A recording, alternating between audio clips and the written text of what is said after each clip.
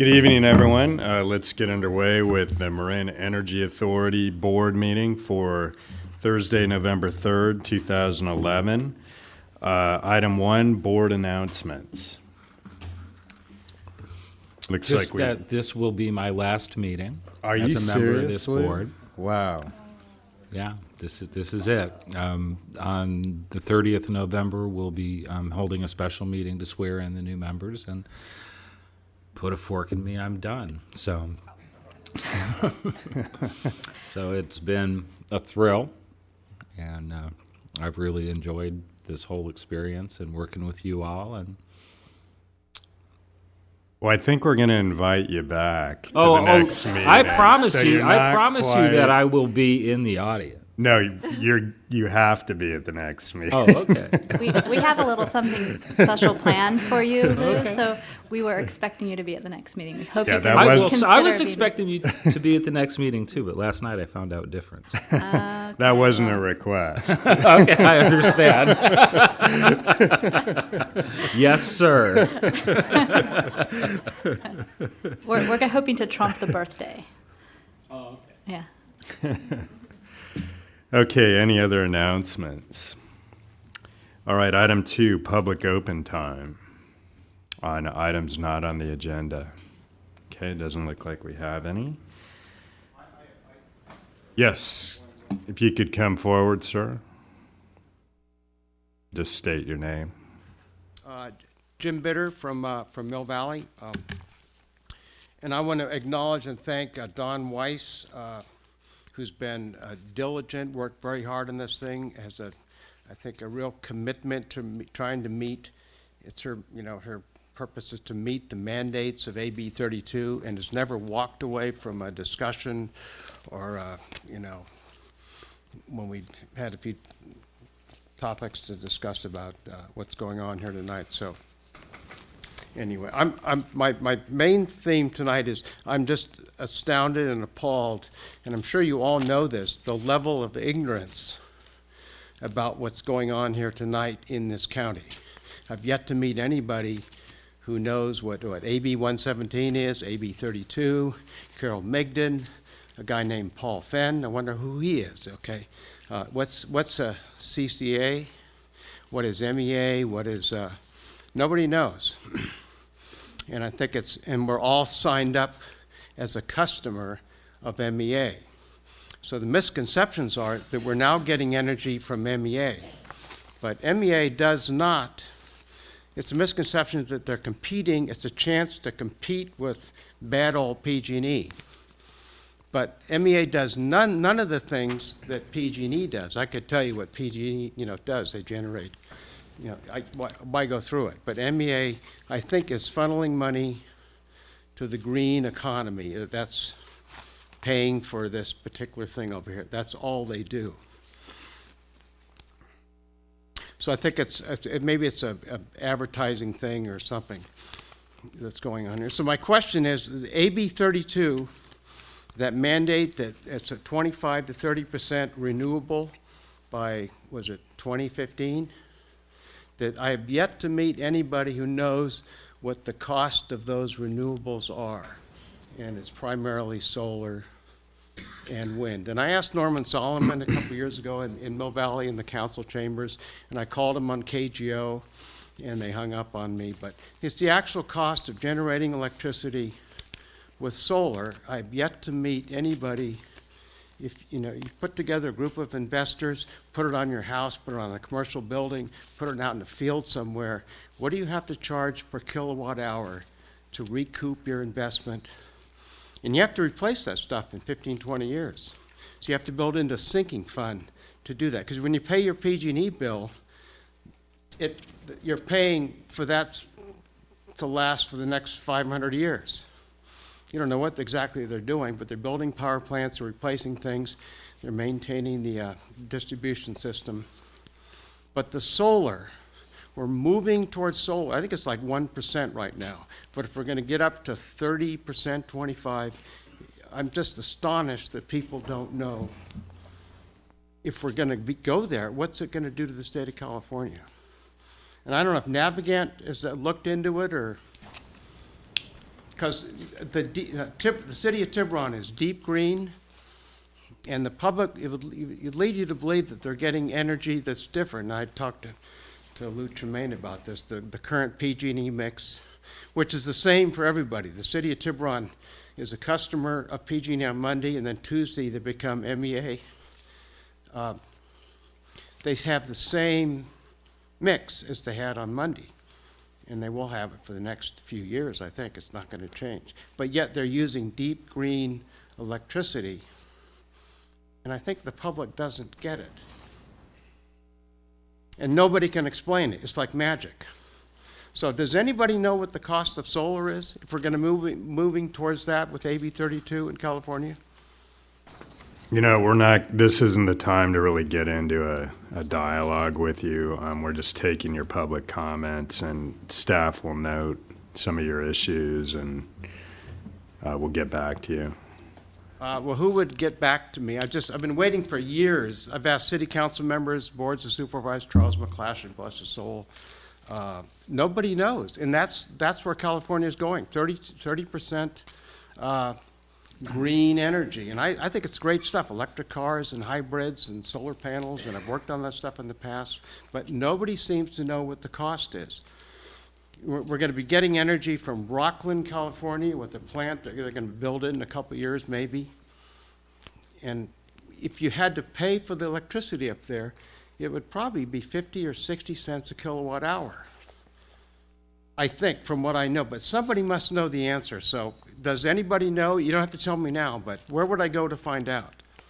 If you're talking about the specific project that is on the agenda tonight, that's something we can talk about when that item comes up. Well, they're all alike. Those projects are very similar. It's called solar voltaic. Okay, so this is just public discussion. We've taken your comments. We appreciate them. Staff is taking notes of your issues, but we're not here to get into a dialogue with you on items not on All right, the thank you. agenda. It said discussion, so I didn't know. Okay, I well, wondered about we that. heard you, and Get we that. appreciate your comments.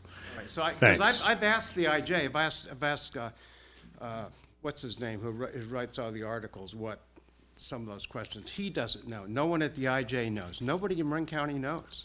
And this is Marin Energy Authority. I get the Marin, I get the authority, but the energy part is a huge mystery on the minds of most people in Marin. They just, they don't know what's going on here, but someday I'll find out.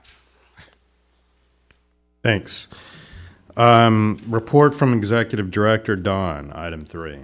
Yeah, and I wondered, we were going to consider maybe an agenda change, a renumbering of one item, item 11. I'm wondering if you want to do that now or I was going to do it right before item 7, Perfect. but whatever Okay. you want to do. That's a great plan. Okay. Yeah, I just have a couple of announcements tonight. I just wanted to make sure that the board members and the public is aware that Corte Madera has voted to become a member of the Marin Energy Authority. Their vote occurred on November 1st this week. Many of our board members were in attendance, as well as many of the community members in Marin County. We really appreciate everyone that was there to speak about how they felt about the issue, and we're really excited about the outcome. The final reading of the ordinance in Corte Madera is set for November 16th. The next item, I just wanted to remind everyone that we're going to hold our usual holiday potluck gathering on, this year it's going to be on December 15th, 5:30 in the TAM room, right near our office, where we have some of our meetings. So start thinking about what you want to bring, and I've been encouraged to do the white elephant gift exchange again. I guess that was a winner. So maybe some of the things you got last year you can bring back, and they'll end up with someone else. Public and board members, of course, are all welcome. And then the next item, I just wanted to let folks know you received a notice this afternoon. You may not have seen it yet, but we're going to be holding a field trip in January for our board, including our new board members. And it'll be a field trip and workshop to go visit some of the resources that we're currently using, including the solar facility that's operated by SSJID and a hydroelectric facility as well that's just about 20 minutes away from there. So this will be on January 18th from 9 a.m. to 3 p.m. We'll actually be departing here at 8 a.m. So let us know if you have any major conflicts on that day. We may be able to make some adjustments at this point, but that's what we're shooting for. And the last thing I wanted to note, this is a little bit old news now, but it happened after our last board meeting. So I just wanted to formally announce that SB 790 has been signed into law and will become effective on January 1st of next year. And our board members and members of the public did a lot to support and push that bill forward, and we're really excited to see it becoming effective. So thank you, everybody, for that. And that's it for my report. Great.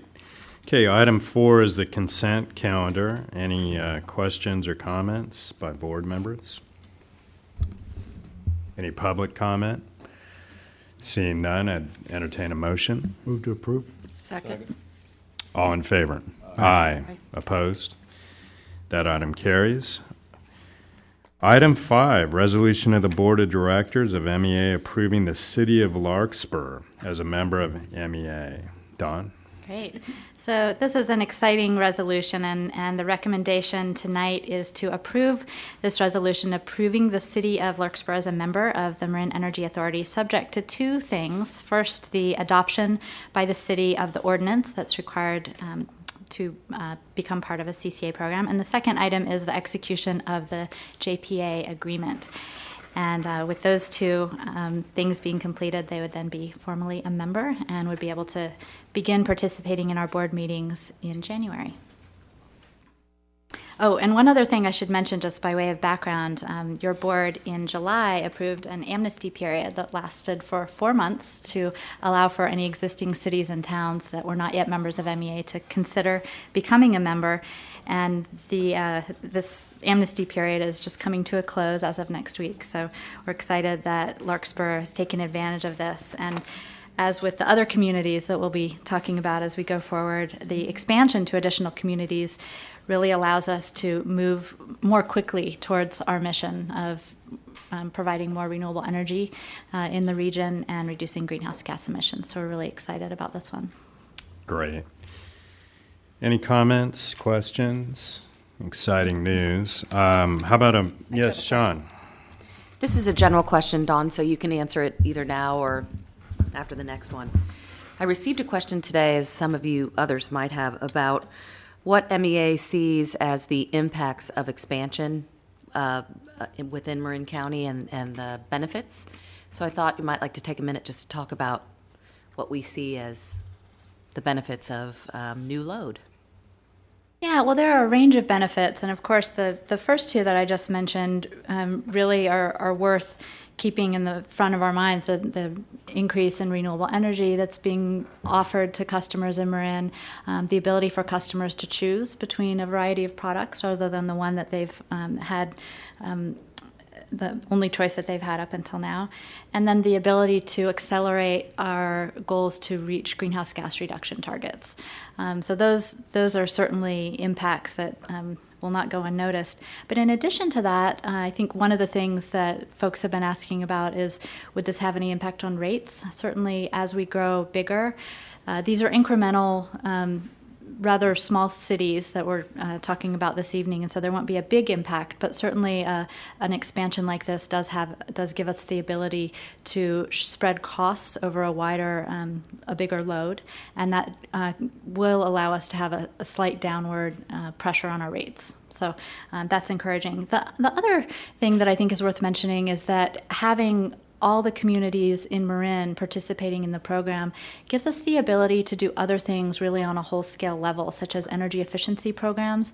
I know there's some interest in getting programs like that kind of under one roof where you can be offering things uniformly to everyone in the county. And with a piecemeal approach, it's a little more difficult to do that. And so I think that being able to include all the cities and towns will give us a lot more flexibility in how we launch and operate energy efficiency programs and other programs such as the feed-in tariff and our net energy metering program, because all customers now in Marin will have the choice. Perfect. Thank you. Yeah, and as I think I mentioned in testimony the other night in Court of Madera, I really see full participation by all the Marin jurisdictions as strengthening the agency. We're going to be that much more able to go out and get credit. We're going to be a stronger market participant. As you said, Don, it could affect ability to get rates, et cetera. So I think it was a real milestone to achieve this during the amnesty period. I mean, essentially, we're 4 for 4. And I think the new communities coming on board are going to see a lot of benefit. We welcome them as participants. And I think, we'll have to maybe get another room here with the amount of space on the stage here. But that's a good problem to have. So. All 4 of our new entities are included in the amnesty program, are they not? That's correct. Okay, so we're talking about Larkspur at this point. I did not hear any further comment from anyone. Do we need is it 2 separate items or one? I believe it's just one, the approval of the resolution. Yes. Okay, how about a motion? I would so move. Second. All in favor? Aye. Opposed? Okay, so that carries. Welcome, Larkspur. Terrific. Now, item 6 is with respect to the town of Ross. Also a resolution in the Board of Directors of MEA approving the town of Ross as a member of the MEA subject to certain conditions. Don. Great. Well, I think the same holds true for Ross. They came in under the amnesty period and have decided to join and become a member again. And we have a resolution here to approve their request to rejoin. Do I have a motion? So moved. Second. All in favor? Hi, just a comment. We have an old friend in the audience. Make sure we get it right tonight. Chris Martin is sitting in the front row. We hope you'll Former be joining directors. us. Nice to see you. Great. All right, so I had welcome, Chris. So motion and second, all in favor? Aye. You Opposed? need to wear your tweed jacket. Yes. Tweed jacket on the first night. That's unanimous, Indeed. and that carries. Yep. Sorry. Item 7, communications update. So, Damon, I think We may want to consider moving item 11 up ahead of this item because we have a presenter here for that, John Maher. Okay, let's do that. So item 11 will be taken in turn right now.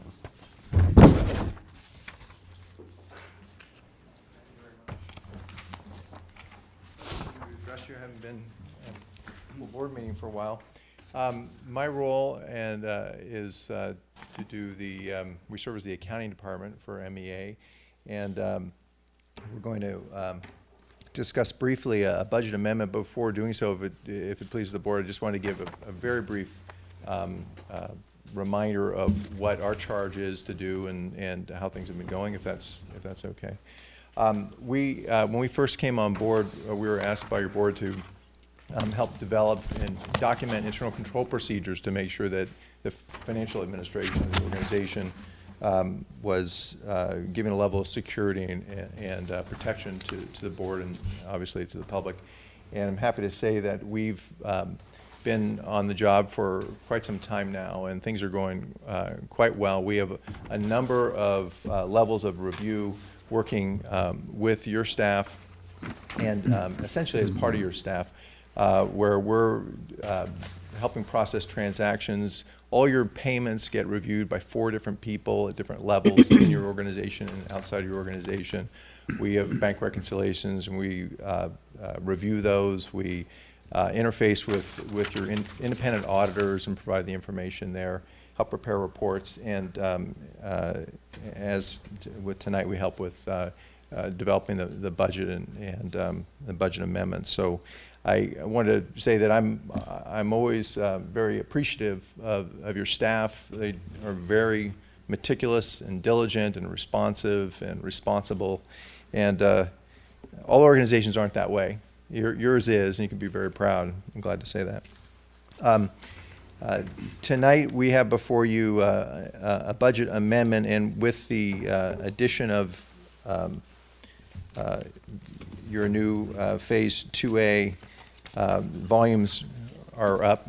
I'm on target here. So you'll see in your packet the proposed change to the budget, and the big items there obviously are revenue related and the cost of revenue. This has to do with the roll-in of the additional customers a couple of months ago, and that particular phase is pretty well on track.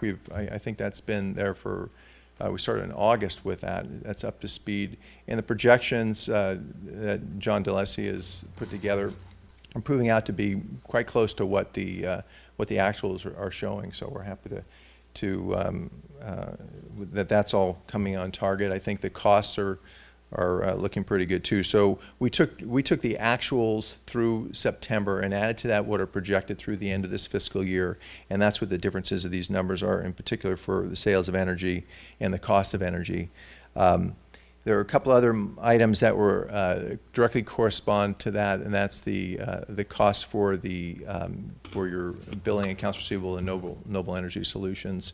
They have a volume-based and customer number-based charge. And the cost that PG&E charges for doing the billing and all that goes up slightly too. And there are just a few other minor tweaks in the budget just to make sure that we're on target. So just those relatively few items.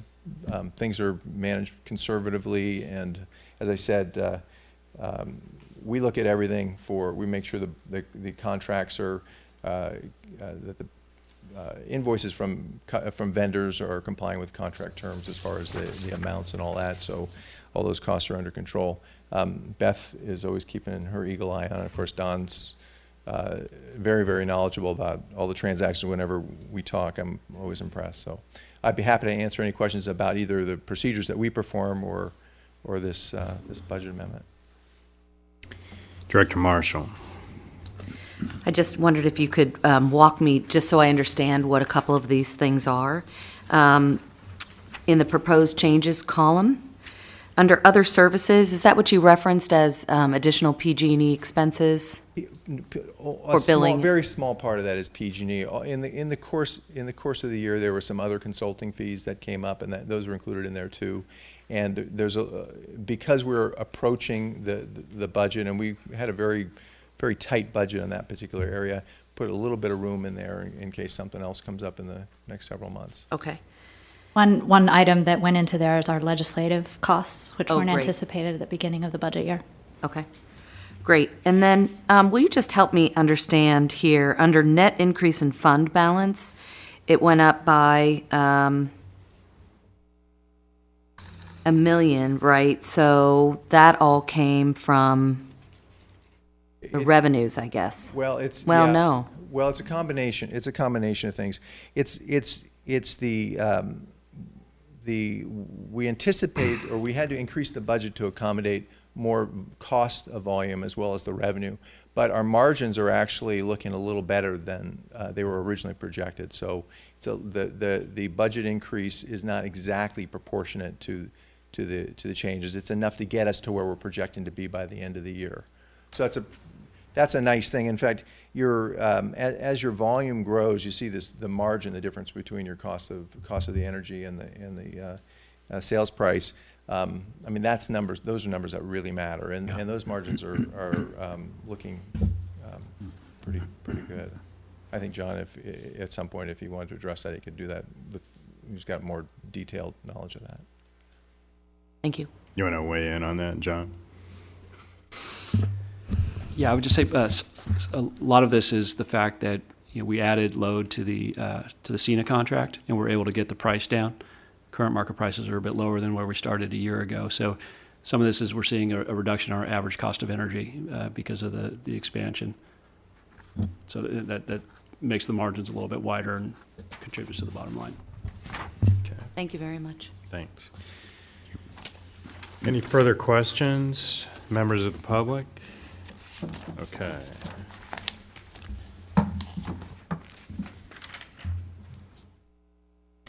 So I assume we need a motion to approve the adjustments. So moved. Second. All in favor? Aye. Opposed? That matter carries.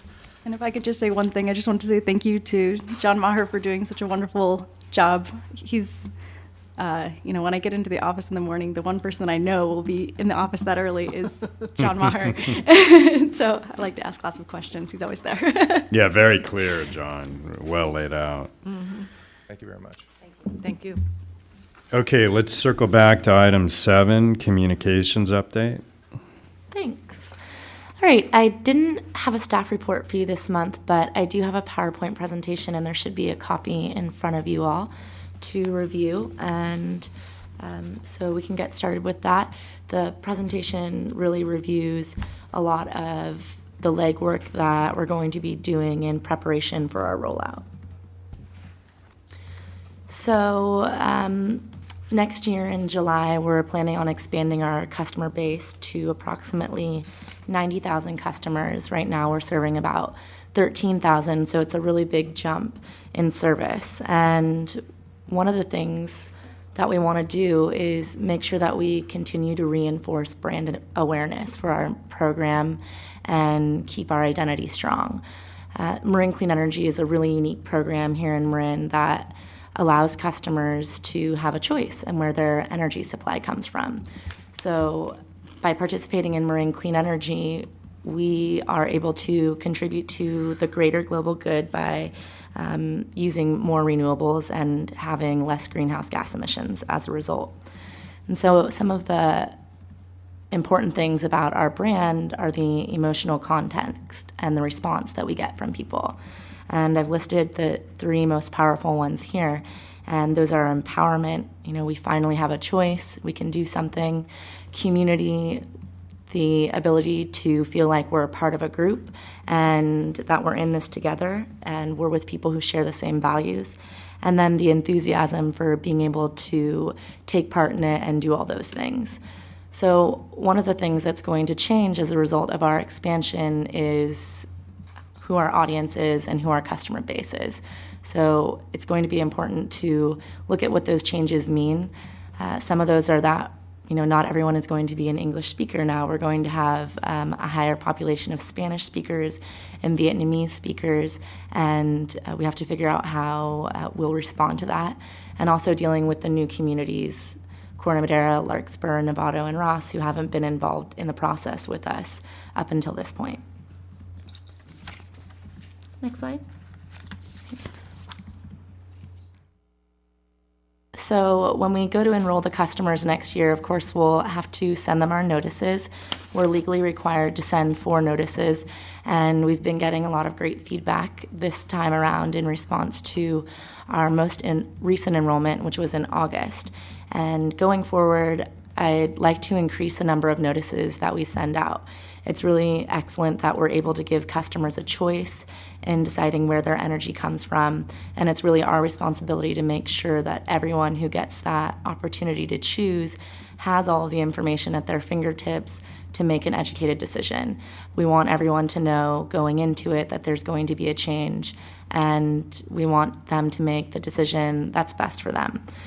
So some of the things that we've thought of, in addition to sending more than just the 4 notices, are sending a combination of letters and the postcards. Some people have said that they just don't read the postcards and they go right into the recycling. So sending something in an envelope is an alternative that hopefully people will open. We're also considering doing automated phone calls to customers as another alternative to what comes in the mail. And then, again, back to the postcard, is redesigning the cards to be less like an advertisement and having them read so that the most basic information is there as soon as you look at it. So it'll be the best use for getting customers to realize that they're actually needing to make a decision. And Jamie, on that last point, I know that issue came up with a couple of the cities that just joined, and they asked for the idea of having some input on what the notices contain. Is that something we'll be working with the cities on? Yeah, I think we can do that, and I think as those cities assign a council member to sit on our board, that would probably be the best way, at least for the start, to have those discussions. I can have discussions directly with them. We'd likely be doing that in our executive committee. And then as you all see fit, you can take it back to your council members and bring back those suggestions here. So also, in addition to, the noticing, the expansion of our customer base is going to mean that we're going to be getting a lot more phone calls with questions about the program. And right now we have got an excellent phone center. We have really short wait times, and we can always talk to a live person, but we've got to plan for this pretty large expansion. So next month, we are actually going to be adding 4 employees in Santa Rosa to be taking calls for Marine Clean Energy. So we're excited about that, very close to home. And they'll also have the ability to record calls. Right now, our calls aren't being recorded, but I think it'll be really beneficial to have that option. It'll be beneficial for us to go back and listen to calls and train our customer service reps in certain situations. And it'll be a good reference for us if we ever have any issues with customers and the correspondence that they're having on the phone calls. Obviously, they'll be able to handle Spanish, but how about Vietnamese and some of the more unusual languages they may encounter? Right now, we've confirmed that we actually already can handle Spanish-speaking phone calls, and we'll have more Spanish speakers available. One of the things that we're going to be doing also in December, it's likely to roll out in December, is an automated phone system. So right now when you call Marine Clean Energy, you're almost immediately put on the phone live with someone. It's going to change so that it's more like your standard call center, and it's an automated response, and there'll be an option in the beginning for other languages, and we'll have Spanish and Vietnamese there. I'm not sure that at this point whether or not we'll have a live person yet with Vietnamese. It's something that we're looking into, but there will be at least the automated alternative in the Vietnamese language. Just intuitively, as was suggested by our public comments earlier, this is a complex issue, even for those of us that speak English. And for Vietnamese, if it's simply an automated message, it may be a great deal of difficulty for them. Yeah, I can report back at our next meeting and look further into getting someone who can speak Vietnamese. I think that's a good suggestion. One other thing we're considering, Director Cromwell, is if we do have an automated system, you can, if folks push the button for Vietnamese, for example, and we don't have a live person available at that time, we can ask them to leave a message and we'll call them back. So that's one way we could handle it if we don't have a live person for each language. You had said that, or Jamie had said that we were going to have 4 new employees. They won't be employees, will they? We'll be contracting with an entity. Yeah, I'm sorry. They won't be our employees. It's actually contracted through Noble. They're contracting with Noble. There'll be 4 employees of a different entity who will be taking Marine Clean Energy related phone calls. Just a comment, if someone calls with any foreign language, it might be Chinese, might be something else, and there's an opportunity to go to a position on the phone where you get, I guess, a message in whatever language you ask for.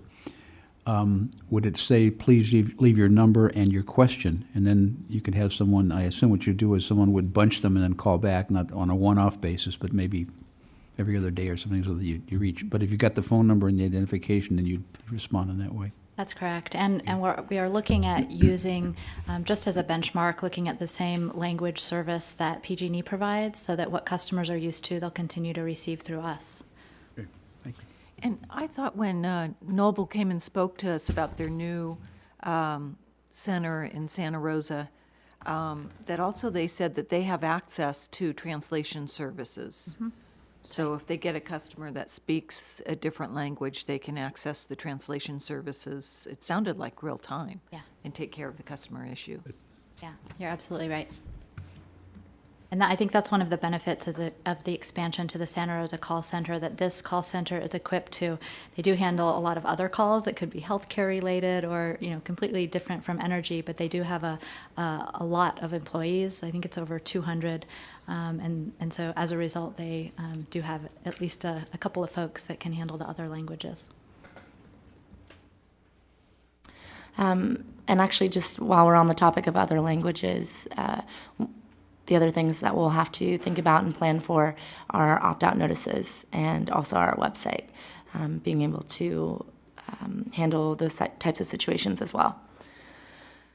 So with the enrollment of our next group of customers next year, we are also going to be launching a second advertising campaign.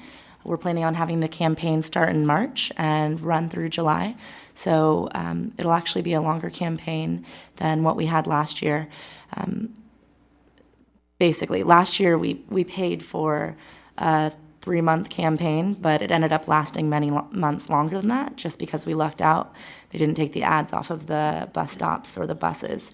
So that was fortunate. And hopefully that'll happen again this year, but we're planning on setting it for the March through July timeline.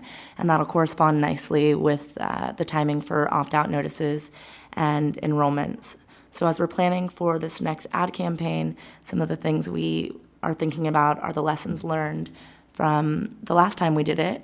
And some of the feedback that we got and what we learned was that the bus sides, the ads on the bus sides were a little less visible and prominent than the ads on the back.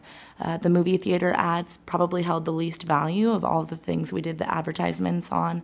That's because when you pay for a movie theater commercial ad, with the size of our business and with our budget, our commercial would run well before the movie would ever play. And so in order to see the movie, you'd have to get there significantly early, really early, where most people weren't in the movie theater yet. So we don't think a lot of people actually ended up seeing those. So we'll probably skip that this time around. We also heard that our logo needs to be larger on our ads, more readable and more identifiable, and that people would like to see more local images and references. So we'll be keeping that all in mind when we create our next ad campaign. The media venues that we'd like to use are the newspaper ads with the print and the online advertisements. The online ads were the leaderboards that showed up on the Marin IJ and the Pacific Sun website, and they actually had a really good turnaround. With our website, we can track how many people are referred to our websites from other things like those, and we had over 250 new visitors to our sites because of those ads, so it was definitely worthwhile, as well as the bus back ads and bus shelters. And then we'll be thinking about our strategy and messaging and really focusing on creating Marin Clean Energy as a reflection of our own communities and our values here. And those are things like choice, fighting climate change, reducing greenhouse gas emissions. And we'll be including local and recognizable faces in our ads that will spark some attention and get people interested in what our program is all about. We really want to think about our audience this time around and who our focus is. It's a lot larger. It'll be more than our closest fans and our audience, who are people who are already dedicated to things that are related to the environment and going green, but it'll be everyone in Marin, no matter what their concerns are about. Next slide. Some of the other things that we'll be doing, and we're doing right now, and we'll be doing even more next year, is getting information out about Marin Clean Energy in local newspapers, community newspapers, newsletters, and emails. So we'll be working with all of the cities and towns and the county in Marin to get information about our enrollment next year out in those newsletters. If council members and supervisors have newsletters that they want to include our information in, we'll be happy to provide information. So we'll hope to get a lot of news out that way. We've also already been in contact with the 3 community groups listed here to be included in their newsletters: the San Geronimo Valley Planning Group, Marin City Community Development Corporation and the Canal Alliance, and we'll be reaching out to lots of other community groups and nonprofits to get included in their newsletters, as well as local chambers of commerce and rotaries, so that we can get a wide audience to be learning about marine clean energy. And then we'll also be doing our own email blasts. We did one this morning that you might have seen. The image on the slide is actually the snapshot of what we sent out this morning. And we have over 2,500 contacts in our email list right now. And that's growing all the time, which is great. So we'll be distributing that monthly. And we had a really good feedback from the email that went out this morning. We had 12 Deep Green signups today, and they all referenced that email newsletter, which is really great. So definitely showed that, that will result in some action. So pretty exciting. Then other things that we're working on are website updates, a general refresh to tie up the loose ends and clean up, all the information on our website. There's so much on there. So also just refreshing the look just a little bit to make it match with our next advertising campaign as well. Finishing up the rates calculator so that customers can calculate an approximation of what it would cost to be enrolled with Marine Clean Energy. Right now, if customers have questions about rates and they want a calculation, they actually can call us up and we just do that for them on the spot. But it'll be really nice to take that off of the staff's plate so that we don't have to do it individually every time and that customers can do it themselves from our website. The other thing that we're creating is an account lookup, and this will help alleviate some of the stress on our call center. And basically what that will do is allow customers to log on to the website with their account information and find out their enrollment date with Marine Clean Energy, either their actual date or approximate if they haven't been enrolled or not.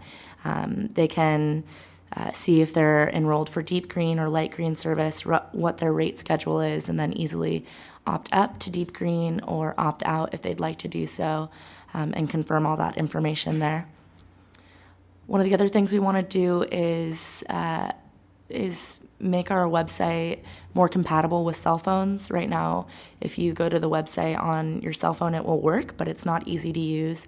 And so we'll be determining what the most important information is that we want people to be able to see from their phones, and also revising our deep green sign-up forms and opt-out forms so that you can also do that from your cell phone.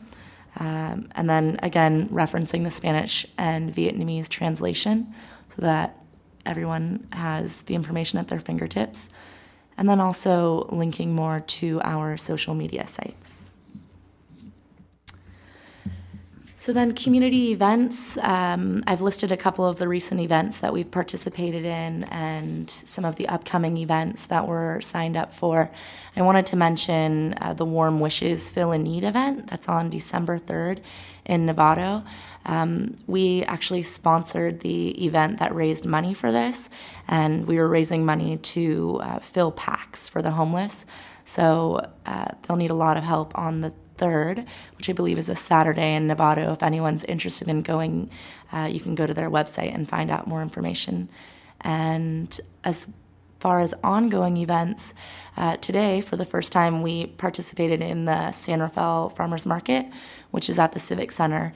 And the 3 farmers markets that are listed here are year-round, so we are planning on participating in these as well for the rest of the year. And then there are several others which will be reopening in the spring of next year, in the summer, that we'd like to participate in. Today at the San Rafael Civic Center, we had 3 deep green signups. So again, good news there. Uh-huh. Who staffs the booth at those? Oh, yeah. At the farmers market, I think you hopefully have all had the chance to meet Raphael Silverblatt. He's a new employee with us who is from Climate Corps' North Bay, and he is staffing the farmers markets. And we'll also be asking our advocates to help us staff with any of the events that they'd like to help us out with. We all kind of take turns actually staffing the regular events because there's so many, and Sometimes they're, quite long and day after day, so we'll take turns staffing them. We also had advocates helping us at Bioneers, which was just a couple of weeks ago. Yeah.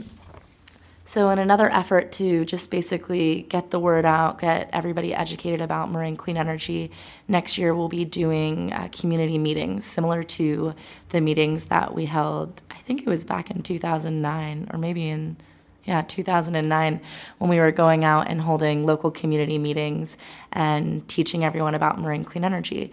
So I think next year will be a really good time to start doing that again, especially for the new member cities. But I think it will be worthwhile to also do it for the other communities as well. And we can hold at least one meeting in each community. They wouldn't be affiliated necessarily with council meetings, but would be meetings outside of that.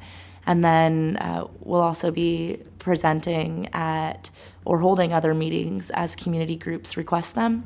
And we've had 2 other community groups reach out to us already to schedule for those events next year, the Novato Community Alliance and the San Geronimo Valley Planning Group. And then we're also hoping to do Rotary clubs and chambers of commerce as well. And then the last one that I have on there is neighborhood meetings. And the idea here would be for local advocates and supporters of Marin Clean Energy to hold neighborhood meetings in their own homes where they could have potlucks. Staff wouldn't necessarily be participating, but it would be more of a neighborhood feel to get the word out. And then social media, going back to this, our popularity on social media is really growing. I think it'll help us a lot next year. We've got over 1,000 likes on Facebook, which is basically just the term if you're a Facebook user and you want to become a fan of some sort of an organization or a page. And Facebook is really great for sharing news, building relationship, and keeping that community feeling. Our fans are split pretty evenly between males and females, and I thought it was interesting that the majority of our fans are 35 years and older. And then we also have a Twitter account. We're a lot less popular on Twitter, but I still think it's really valuable. One of the things we can do on Twitter that we don't so much on Facebook is we have the opportunity to respond to people who aren't affiliated with us at all. If anyone, you can run a search. If anyone says anything about our organization, we can run a search and see what they're saying, and then I can respond to it. So if you go to the next slide, you can't really see any of that, but that's a screenshot from our Twitter page, and I've pulled out some of the comments on there, and you can see what other Twitter users are tweeting about Marin Clean Energy. They're sharing news about us. Anyone who follows them will see that news. And then on the far right, I pulled out a conversation with someone who I found who had made a note about Marin Clean Energy. They were a new customer, commenting on their enrollment and the fees and our ability to be able to respond to them and basically address any concerns they have. And I think it's a good way to improve our customer service. So this is some screenshots from our Facebook page, and you can see people are really active on our page. People put comments all the time and share links and give feedback. You can use our Facebook page to sign up for our email list, and we can post photos from miscellaneous events and all kinds of fun stuff like that. So I just wanted to give you a glimpse for those who might not have a Facebook or a Twitter. Yes. How much time do you have? Do you respond to all that stuff, or do you just post stuff on Facebook? It's pretty 'Cause, easy to that could be respond because they're just little comments, you know. One-liners, And you okay. can also just click a button that says like. That just kind of shows that, you know, I'm hearing you and we're responding to you. If we have one person who is maybe demanding more time than we have available, we can choose to stop responding and, you know, wait to the next post. But it's pretty quick, Okay. especially for Twitter as well. The search is really quick, and it's really easy just to retweet what people say or respond. You have a minimum amount of characters that you can respond to. Right. So your responses have to be really short anyway. So it doesn't take much time. Thank you. Yeah. And then increasing deep green signups, of course, is always a goal. We're at about 6% of our customer base right now for deep green, which is really great compared to similar programs nationwide. The sign-up rate is about 2%. So some of the ideas that we have, the newer ideas we have for encouraging deep green signups are listed here. The first is involving youth and really using kids as a way to get the community excited. We can go out to schools, go to classrooms, do projects that kids can work on, take those art projects home that are related to marine clean energy and tell mom and dad about it as a good way to, one, educate our community about environmental issues, but also keep the enthusiasm going. And we do a lot of that in the spring anyway with sustainability fairs and Earth Days. And so just improving on that and increasing our involvement a little bit. Another idea is having door hangers for encouraging deep green sign up, and that's something our advocates could help with. It's something that they did on their own a couple of years ago and was pretty effective. Banners in downtown business areas where we can create signage encouraging deep green. We'll be working with the local cities and towns to see, if they'd be willing to support that and which areas would be best to include that kind of signage. Another idea that we're working on is what we're calling right now a deep green partner card. And the city of Palo Alto, which also has a 100% renewable program, has a card that's similar to this. And basically the way it would work is that we would go out to our commercial businesses who are deep green customers, and we would invite them to be members of the deep green card. And what that would mean is that they would give some sort of a special discount or offer to anyone else who held the deep green card. And they would get free publicity because we would create a page on our website. If you've ever seen the Marin Green business page, it would be similar to that, but they would have special discounts. And if you signed up for Deep Green, you would get the Deep Green partner card. So you would be able to use those cards at participating businesses. And then in addition to having the website with the businesses listed, we'd also be encouraging the use of our Marine Clean Energy Deep Green stickers so that when people are going to different commercial businesses, they'll know where they could use those cards. Another idea is providing our commercial businesses with specifics about their greenhouse gas reductions so that they can use that in their businesses, something to be proud of, and also advertises their participation. Continuing to visit Deep Green customers and basically thanking them for their participation, building relationships with them. And then at the same time, while we're going out to visit them, canvassing businesses in the area as well to encourage them to sign up for Deep Green. And Jamie, I think you should tell why the boy in this picture is so excited. Oh, sure, yeah. If you go back, let's see. Is it in that picture? It is, yeah. This is one of my favorite pictures. This was from an event in Fairfax, the Fairfax Eco Festival from this year. And these kids stopped at our booth, and they were making pinwheels, as you can see, and are wearing our stickers. And they were spinning our prize wheel to, get a pen or a pencil or a sticker or figure out which prize they might get. So that draws a lot of excitement as well. One of the other things we ask kids to do when they stop by our booths in exchange for making our snazzy pinwheels is to write little personalized thank you letters to our Deep Green customers. So when you sign up for Deep Green, we send you a welcome packet with a sample bill explaining what the bill's going to look like and how to decipher it, and like a welcome letter and a thank you letter from one of the kids, as well as stickers and our swag. So, yeah. Thanks, Jamie. Any questions? Yeah, Bob. Hi, Bob Spofford, Sustainable San Rafael.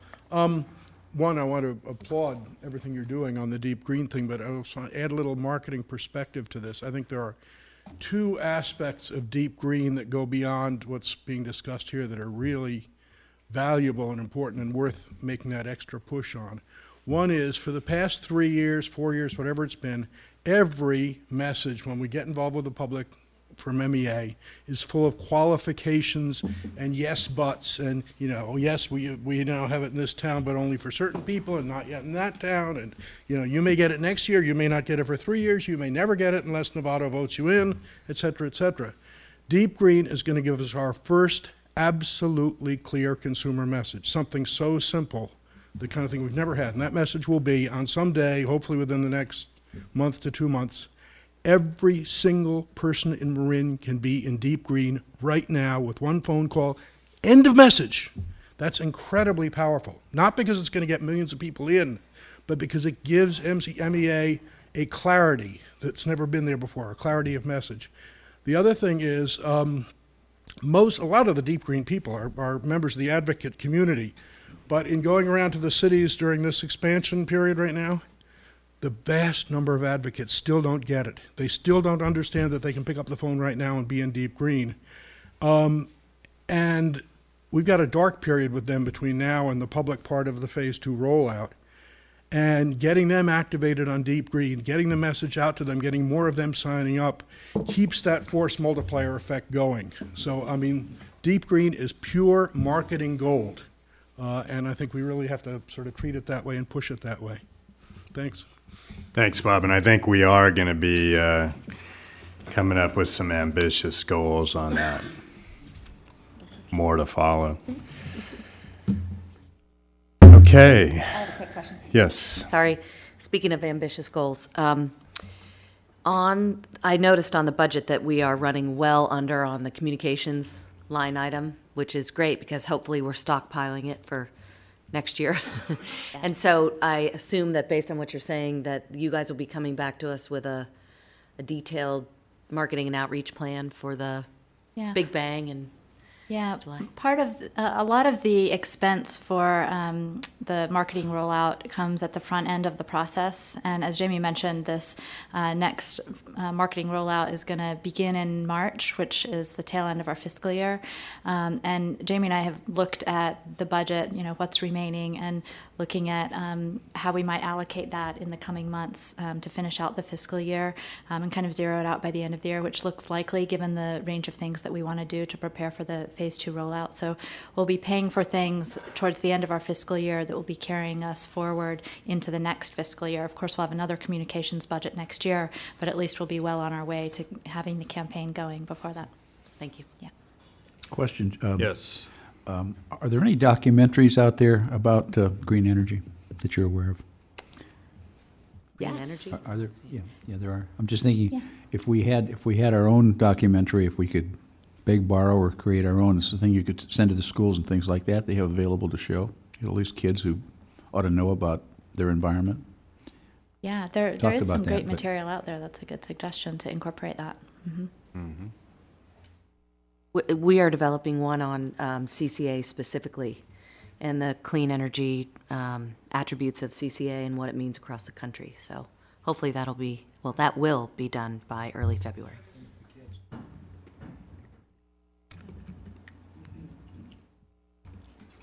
Sorry to bug you. You got a long agenda, and I pity you sometimes for doing this.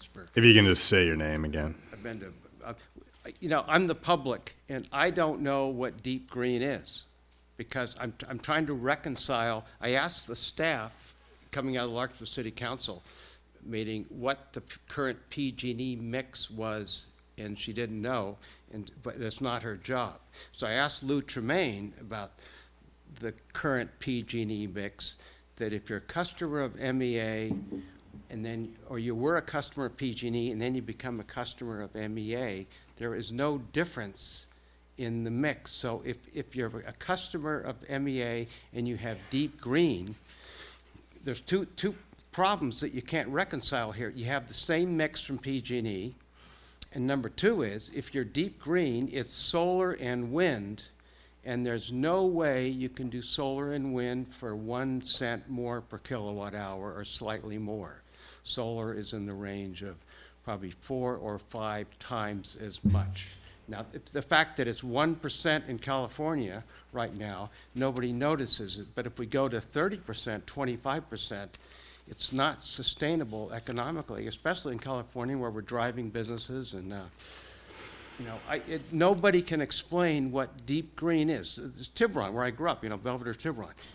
They're using deep green, but it comes from the same PG&E mix the day before when they were PG&E. No one can explain what deep green is. And here it is, people have a choice now of being PG&E or this, or MEA, and then they get a choice of a new kind of energy that doesn't exist.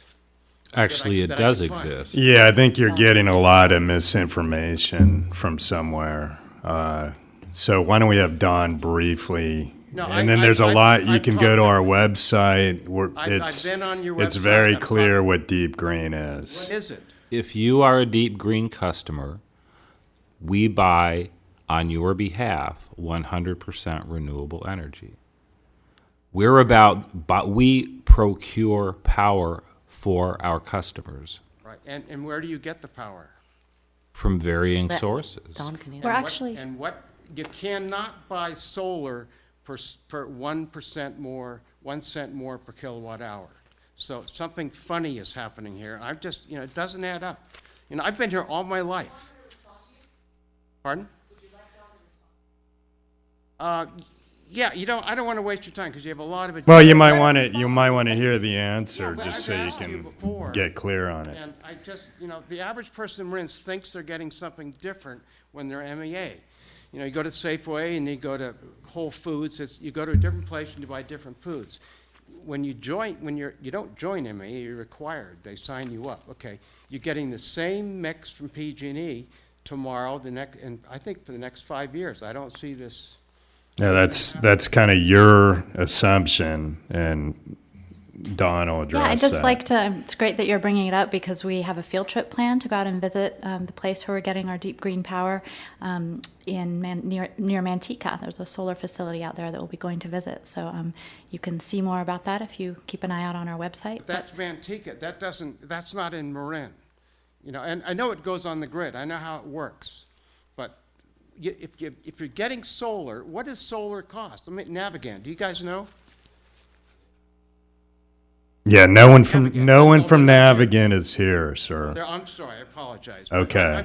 It's just shocking that no one knows what this renewable energy, where it comes from or what it costs. That's a mistaken assumption on your part, and I invited you earlier to get more information from our agency. Nobody on the board knows. We do, and we're not going to talk about an unagendized item here, okay? Well, it's unfortunate, but this whole thing was sold on the fact that we cannot deal with PG&E. It's a big, bad, evil corporation. We can talk to a local group of people that we all live in the same place. You'd think you would know the cost of the batteries that go in the flashlight and tell the public. I can assure you we do know the price of the energy we're procuring, and that information is readily available. So with that, do you have any other items you'd like to raise? Well, if I could find out what it, I guess I don't. We'd be happy to give you that information. So,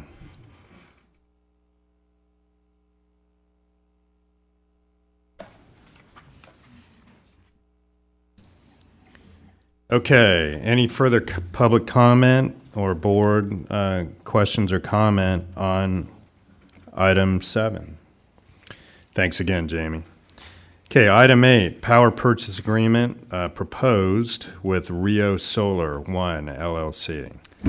All right, as you mentioned, agenda item number 8 is focused on a proposed power purchase agreement with a new regionally developed photovoltaic solar facility in Rockland, California. This particular project, we mentioned this at the October 3rd board retreat, and at that retreat we mentioned that MEA regularly receives numerous unsolicited proposals from renewable project developers. And it's really the goal of staff to review all of those proposals and really only to strongly consider what we consider to be fleeting opportunities. These are opportunities that present a unique set of benefits to MEA customers and are comparatively superior to other offers that are available in the marketplace. To date, we've really only done 2 of these deals. So we are very selective as these opportunities come across. You're familiar with those projects. Those are the G2 landfill gas to energy projects, small scale, again, regionally developed renewable energy. But this project here was brought to us by the same broker that we dealt with for the G2 project, Evolution Markets. They basically brought this particular counterparty, the North American Power Group, to our attention, and its subsidiary, Rio Solar One LLC.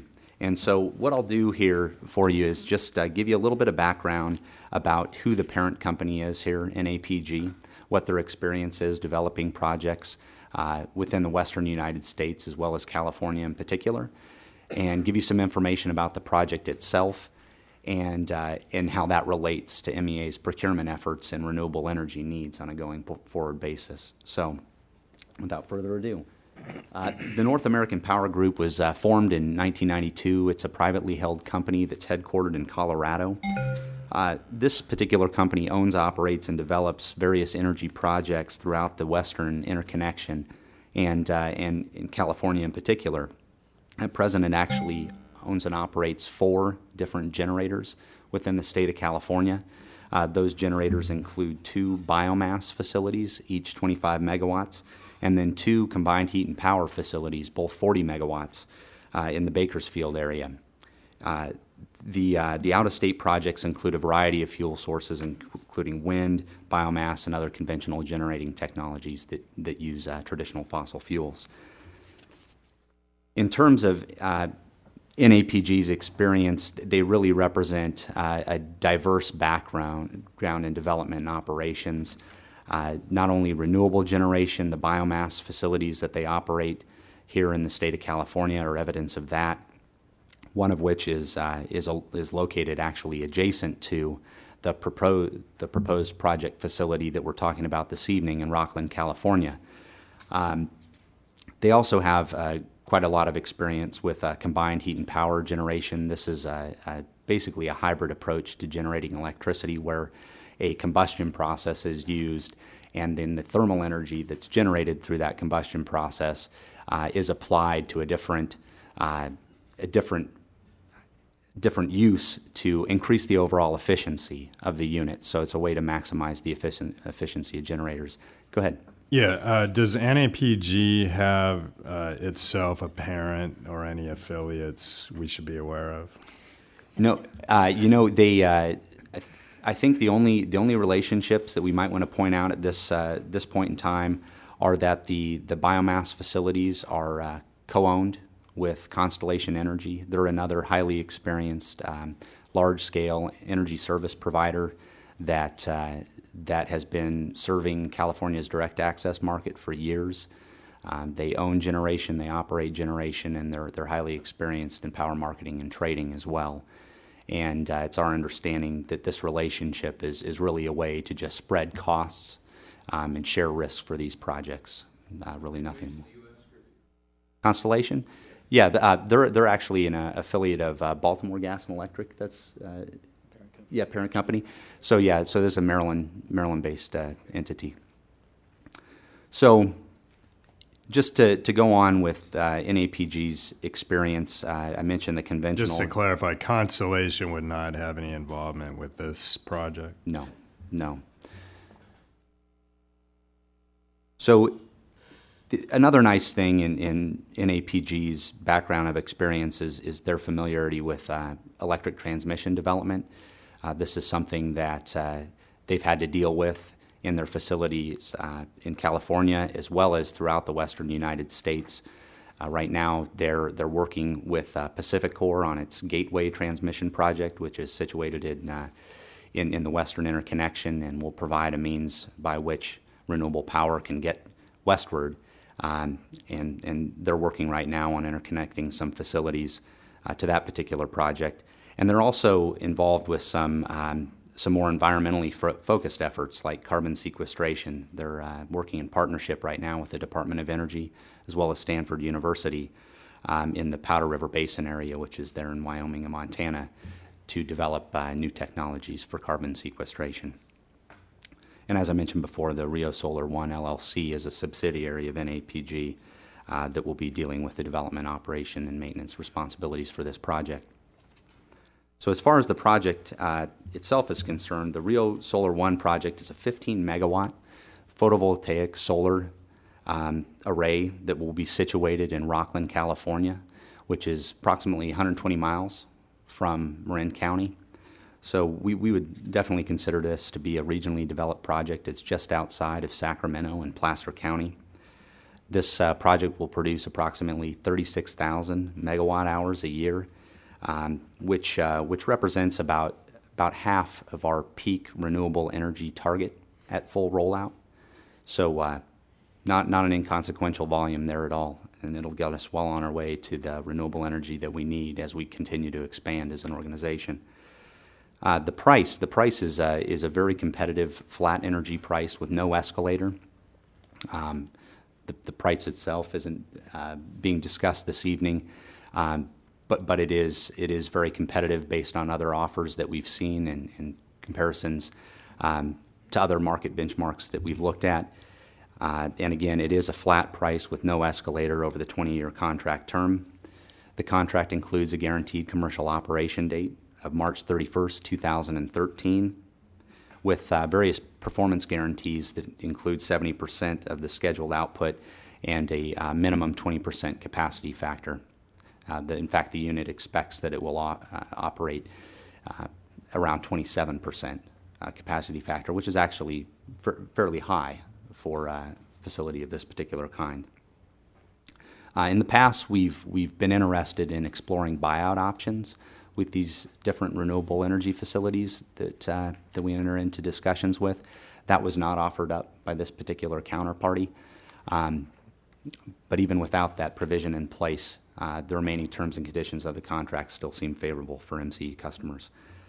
And it's also important to note that the basis for this contract negotiation was MEA's standard renewable energy contract, and the final form of the contract that you're reviewing this evening reflects only minimal revisions to that standard contract, which is also favorable for us. Can I ask a question? Sure. Yes. At the point where we consummate this deal, will the flat price that we're paying at some point be publicly available? Yes. Okay.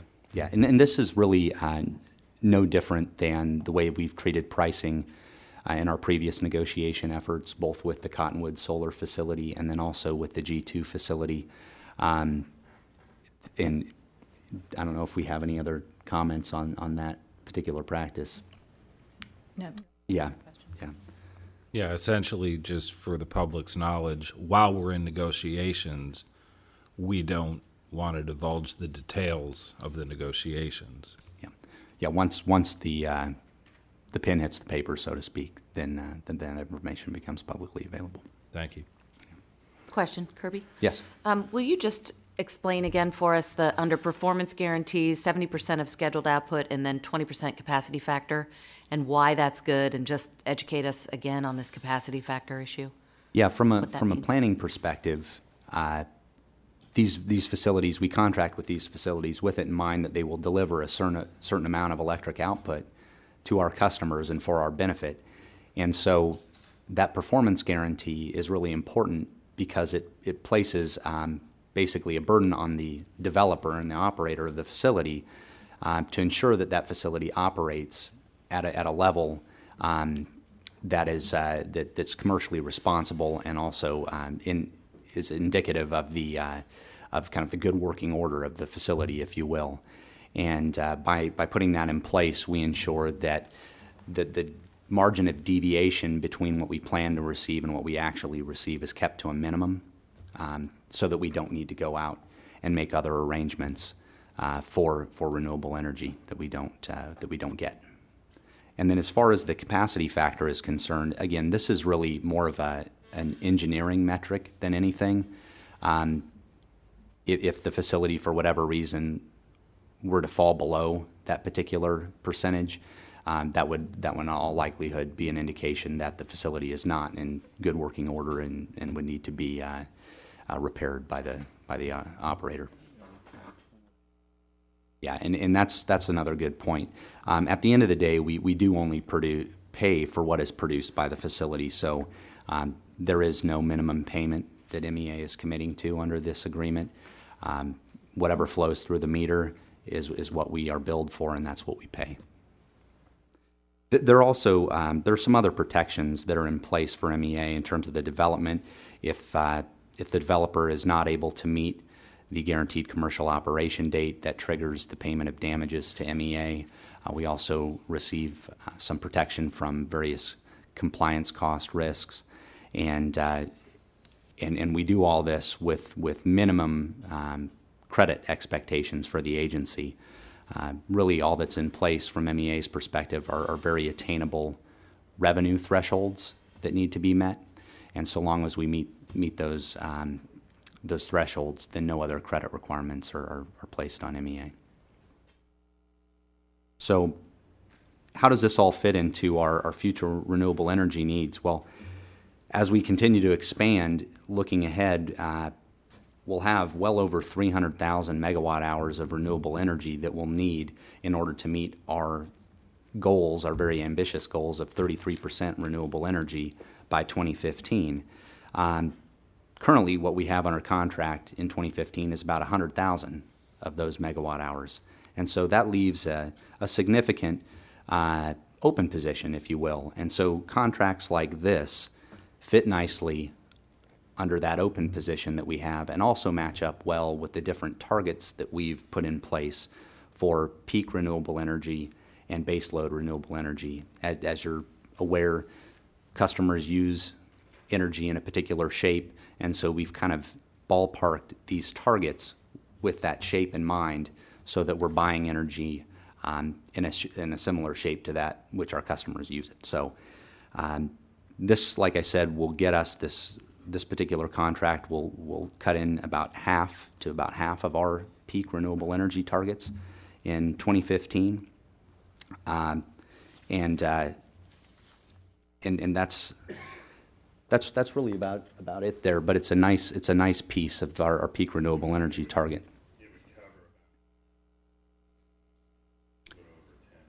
Of the total requirement, that's correct. Yes. And the next slide just provides quite a lot more detail. I imagine it'll maybe be a little bit difficult to see, but this kind of lays out the progression that we anticipate as we move towards a 33% and then a 50% renewable energy target by 2020. It details out what those specific requirements are on a megawatt hour basis each year, and then shows how it is that our different power purchase agreements that are already in place help meet those obligations. And you can see in this yellow highlighted row how the Rio Solar One contract significantly reduces that peak renewable energy target that we've put in place, and will also contribute to that overall renewable energy that target that we have as well, the 300,000 number. So the next slide here really just graphically illustrates the same thing. You can see how our current contracts stack up to an overall energy requirement. That top line basically depicts the progression that we anticipate working towards the 50% renewable energy target.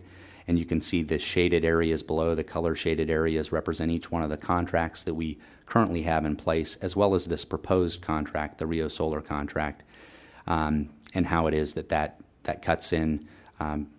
Even though it looks like a small area, it cuts in pretty significantly to that overall requirement, particularly in the near term. So really what our recommendation is, staff's recommendation this evening, is that your board consider approving this contract. It really supports the overall renewable energy needs of MCE customers, particularly as we look forward to our expansion.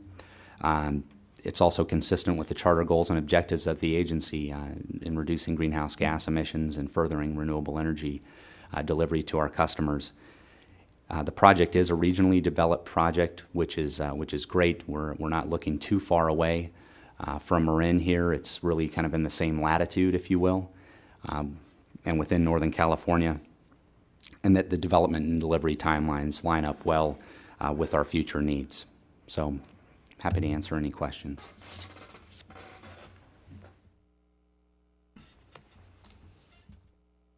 Director Marshall. I'm just trying to understand, because you're asking us to approve the contract tonight, but the price is not public, which I understand why. So can you just help me understand the logic of that, though, if you're asking us to approve a contract without a known price? Sure. So this is the process that we've used for contracts in the past, all the contracts in the past, and is the same process that's used by public utilities. The pricing is discussed at the committee level. We have an ad hoc contracts committee that met on this contract in the last month and went through the details and looked at the pricing. The reason why it doesn't make sense for MEA or any public agency for that matter to disclose pricing before the contract is executed is that it makes it difficult to retain a competitive price. So if it's clear what we're negotiating, then it's difficult for the counterparty to They could be negotiating with someone else at the same time, for example. That could cause a problem. We could be in negotiations with others, and if they know what the price is from one counterparty, well, they're certainly not going to give us a better rate than that.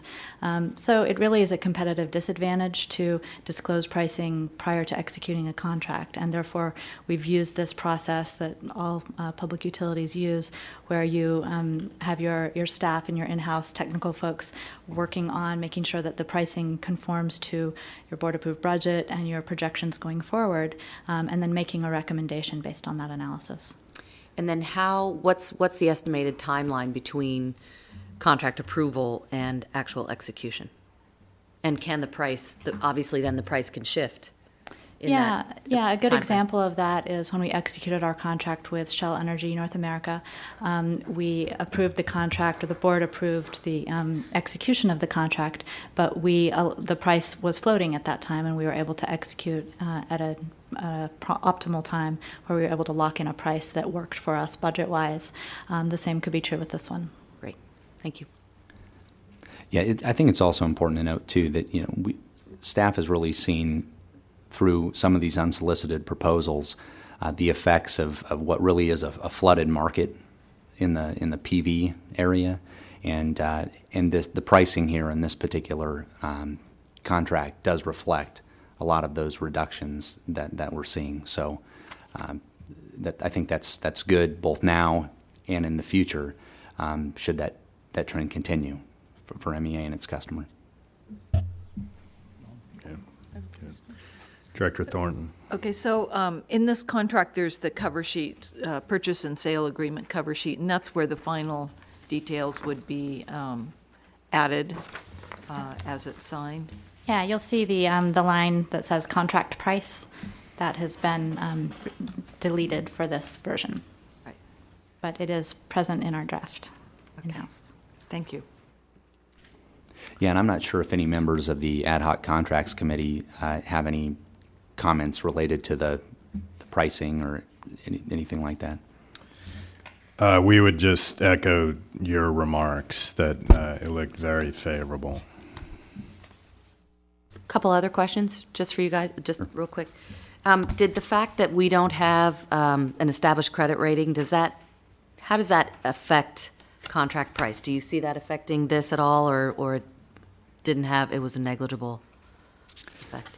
No, for this particular effort, we did not see any ill effects at all. I think, the development community appears to be becoming increasingly comfortable with MEA, its projected growth, its success to date, and I think the way that we're seeing that play out in negotiations is through very manageable terms to address credit. Through revenue growth thresholds and things like that. So I think the development community is able to be creative enough to address our situation and also recognize that that we're not going anywhere anytime soon. Right. And then the last question I would have is the fact that this does not have a buyout provision, did that ultimately drive the cost down a little bit because there is no embedded buyout contemplated? You know, that really isn't, it doesn't have a substantial impact It's not on... a cause and effect. Correct, yeah. That's really something that's going to be addressed at the time of the buyout, and so that the seller will be made whole at that particular point in time, and the price really doesn't reflect that, so... Okay. Yeah. Do you know what was driving that decision on their part, not to include that? They just didn't have an interest in it. I don't have any other color beyond that. Yeah, I think that at this point, the developer wants to keep his options open and may want to retain it into the long term. If he does decide to put it on the market in the future, certainly we could put in a bid if we were interested in purchasing at that time. But I think right now he just wants to keep his options open for the future. One of the other things, too, that I'd like to point out, and I meant to point out, was that the existing biomass facility there in Rockland, California, that's adjacent to the proposed project site, clearly it already has an existing transmission interconnection. And in this particular development opportunity for the photovoltaic solar project would attempt to use that same interconnection that's being used by the biomass facility, which is really going to alleviate a major obstacle in the development process. I think we've seen, even with our feed-in tariff program, what a challenge it is for projects to interconnect. And this will, in all likelihood, be a major way to avoid a hurdle by capitalizing on that existing interconnection. So that's really one of kind of the key favorable aspects about the site itself. Okay, any further board questions? How about members of the public on this item? Gene. Good evening. Thank you. Thank you for asking the question about the capacity factor. Is this coming through? I think it is.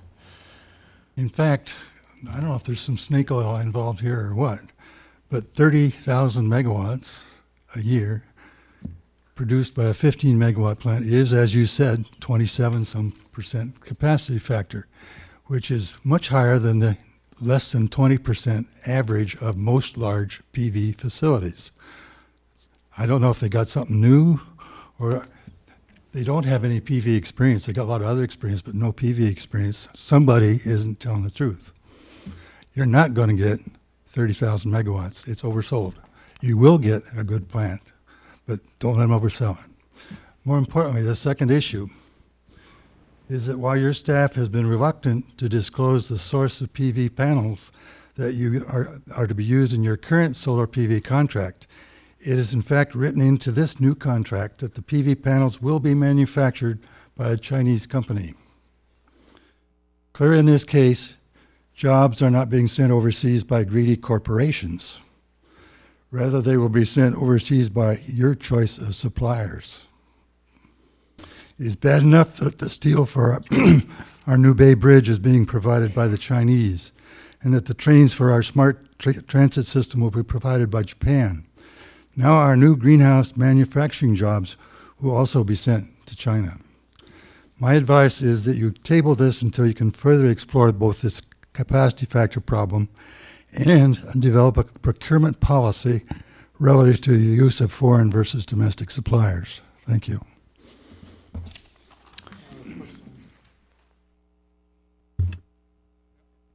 Could I ask you, in your opinion, how much do you think this is oversold?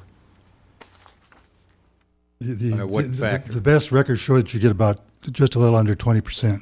20% is average. Yes. According to my numbers. You may or may not. Kirby, do you want to address the capacity factor issue? Yeah, really the answer there is it depends on where you are, first and foremost. The solar resource is going to vary considerably based on the geographic area in which the project is located. That's kind of the first point. Based on the proposals that we've seen, the typical range of capacity factors associated with photovoltaic solar projects ranges from about 20% to 30%, depending on where it is that the project is located. Capacity factors that fall below 20% are typically associated with thin film fixed orientation panels that would more than likely be, quite frankly, almost on a residential installation where it's a non-optimal orientation of the project site. What we've seen in numerous proposals are capacity factors in the 25 to 30% range when a tracking system is used, a single-axis tracking system to optimize the capacity factor. Is this going to be a tracking system? Yeah, that's Oh, you didn't tell me that. Okay, yeah, Sorry, and there's sorry. also a difference between the thin film versus the polycrystalline modules. This will use the polycrystalline modules, which tend to yield a higher capacity factor than the simple thin film. I'll yield on that point. So, With yeah. with As those long as two it's tracking. factors? Right. Okay. Thank you. All right, well, thanks for that clarification. And if there's any issue, just circle back, when you're negotiating and press on that a little bit.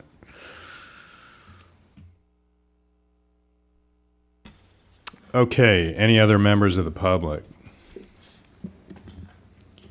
So we're being asked to consider approving the PPA with Rio Solar One. I would so move that we approve the contract. Second. Okay, all in favor? Aye. Aye. Opposed? That matter carries. All right, item 9, contract or proposed contract for power supply with the Western Area Power Administration, otherwise known as WAPA.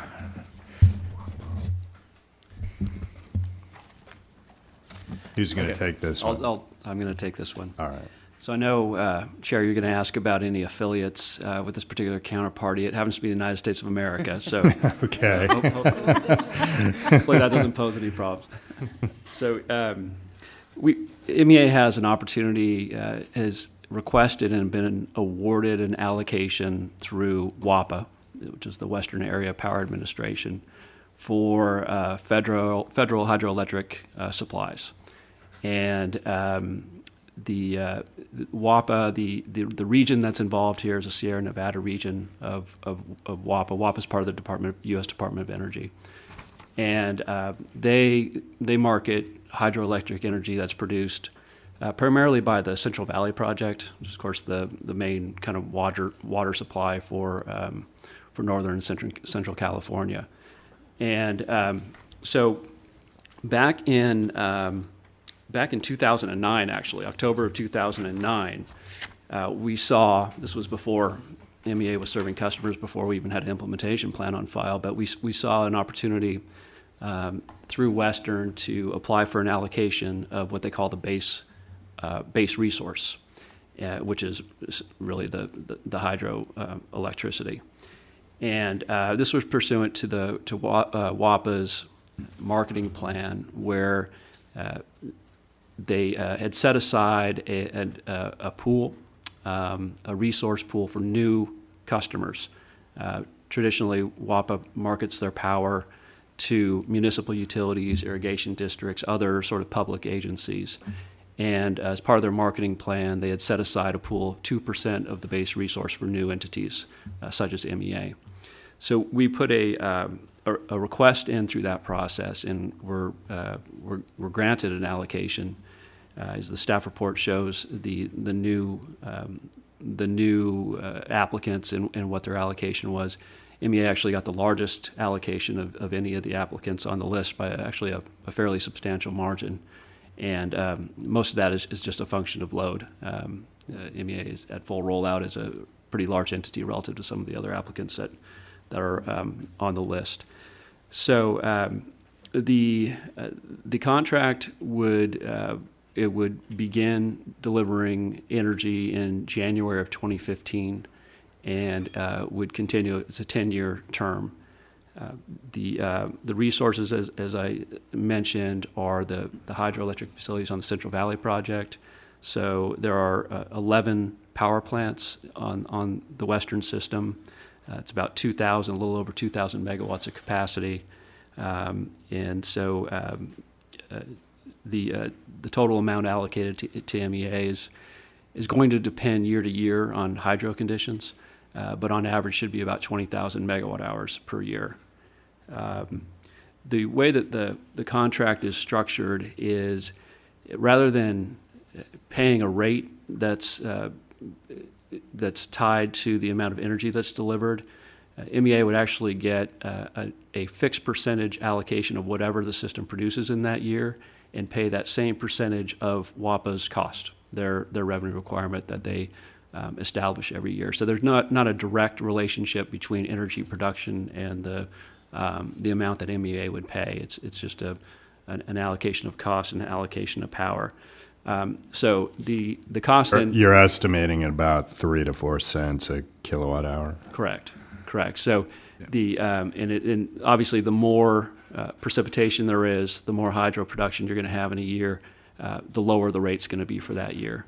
But based on historical data that Western provided to us, we estimate the range to be about 3 to 4 cents per kilowatt hour for this power. So it's very low cost relative to system power even that you can get today in a low cost environment. This would be substantially below that, and it's also carbon free, being hydroelectric power. So it's a very attractive resource. A lot of entities are interested in this allocation, and I think MEA was fortunate to have an opportunity to contract with Western for this. Some of the additional details, the delivery point, Western actually manages and owns a fairly large transmission system in Northern California.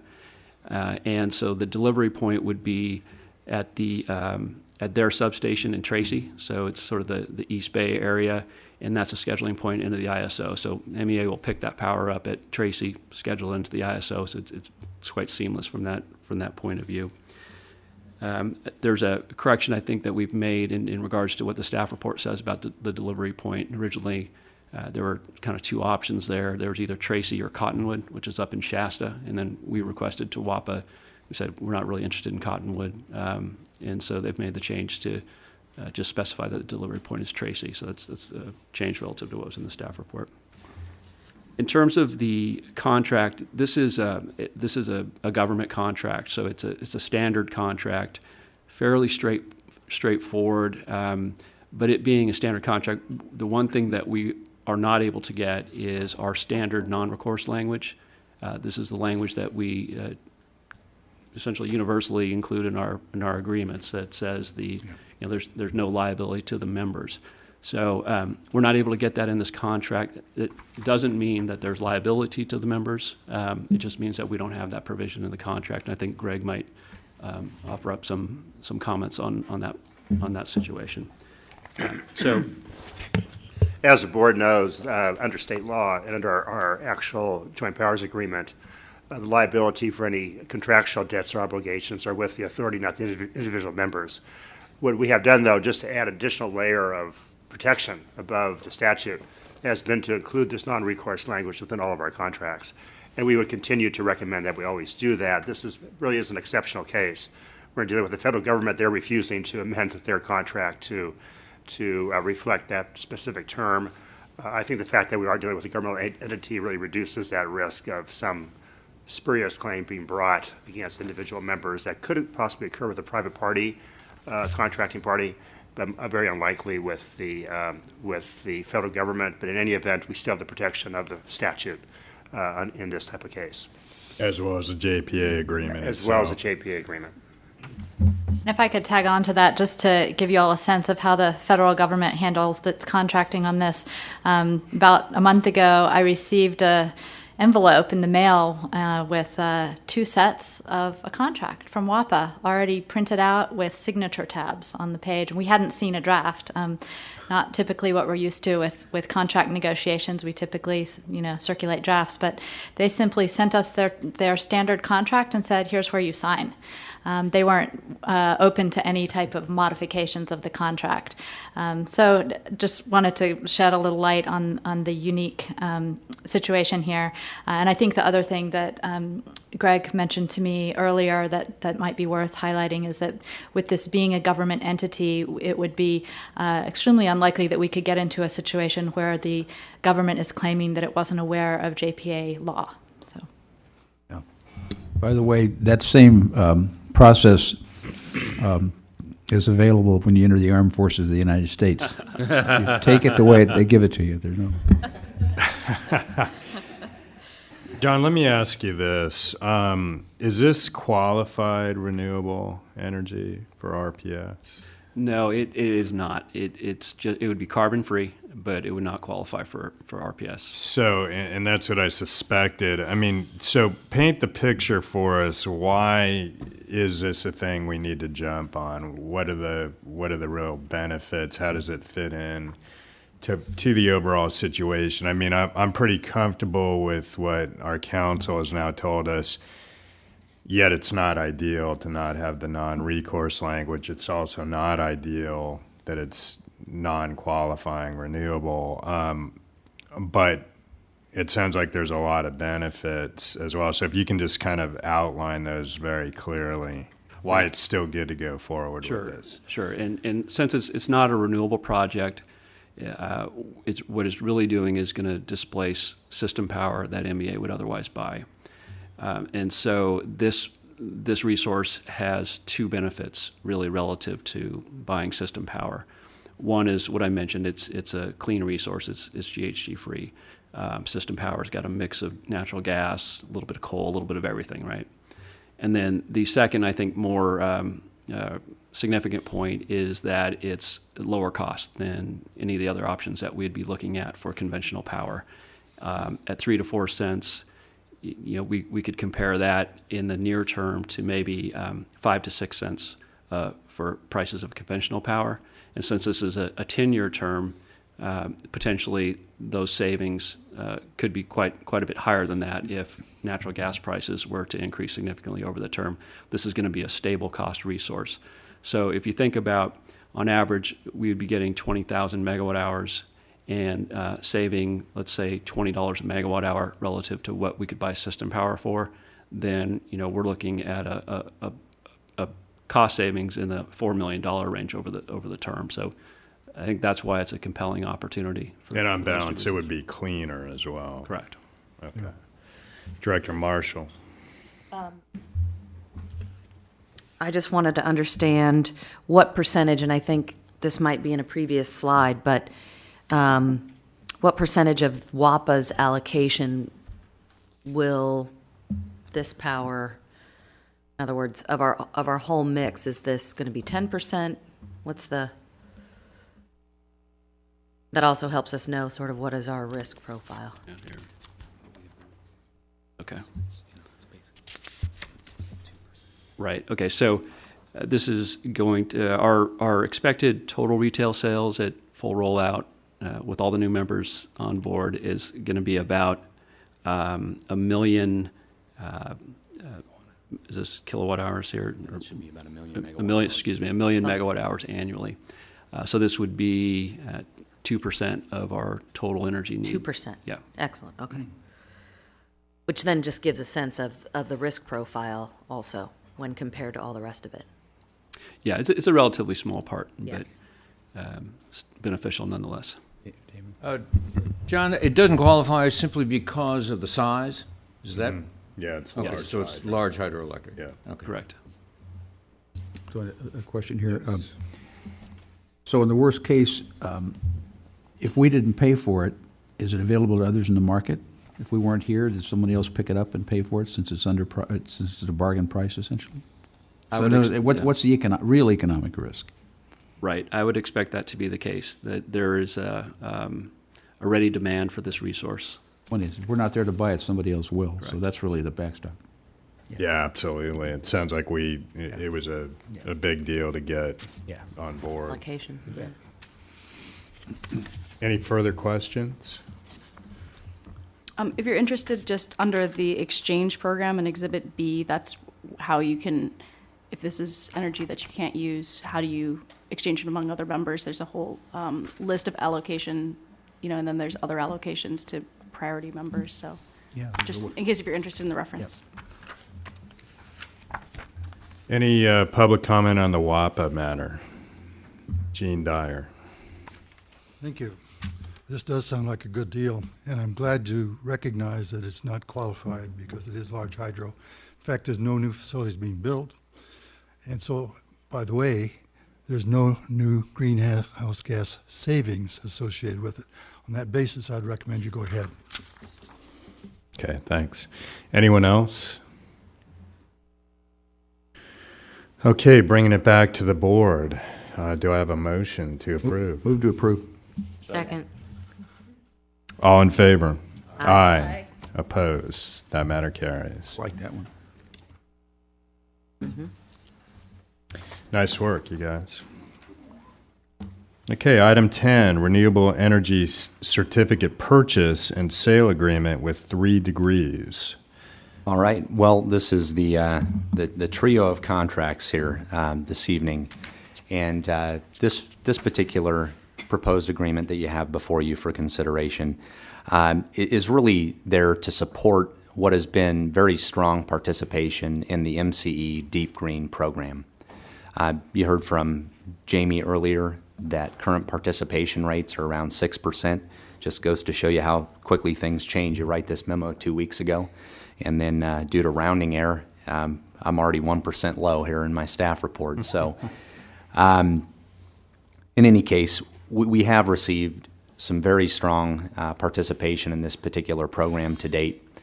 The way that we go about serving the needs of our Deep Green customers is through the procurement of renewable energy certificates. And I know that this really, this term is tainted, unfortunately, because for whatever reason, there's a disassociation between what a renewable energy certificate is and the generation of renewable energy. And in fact, they really are the same.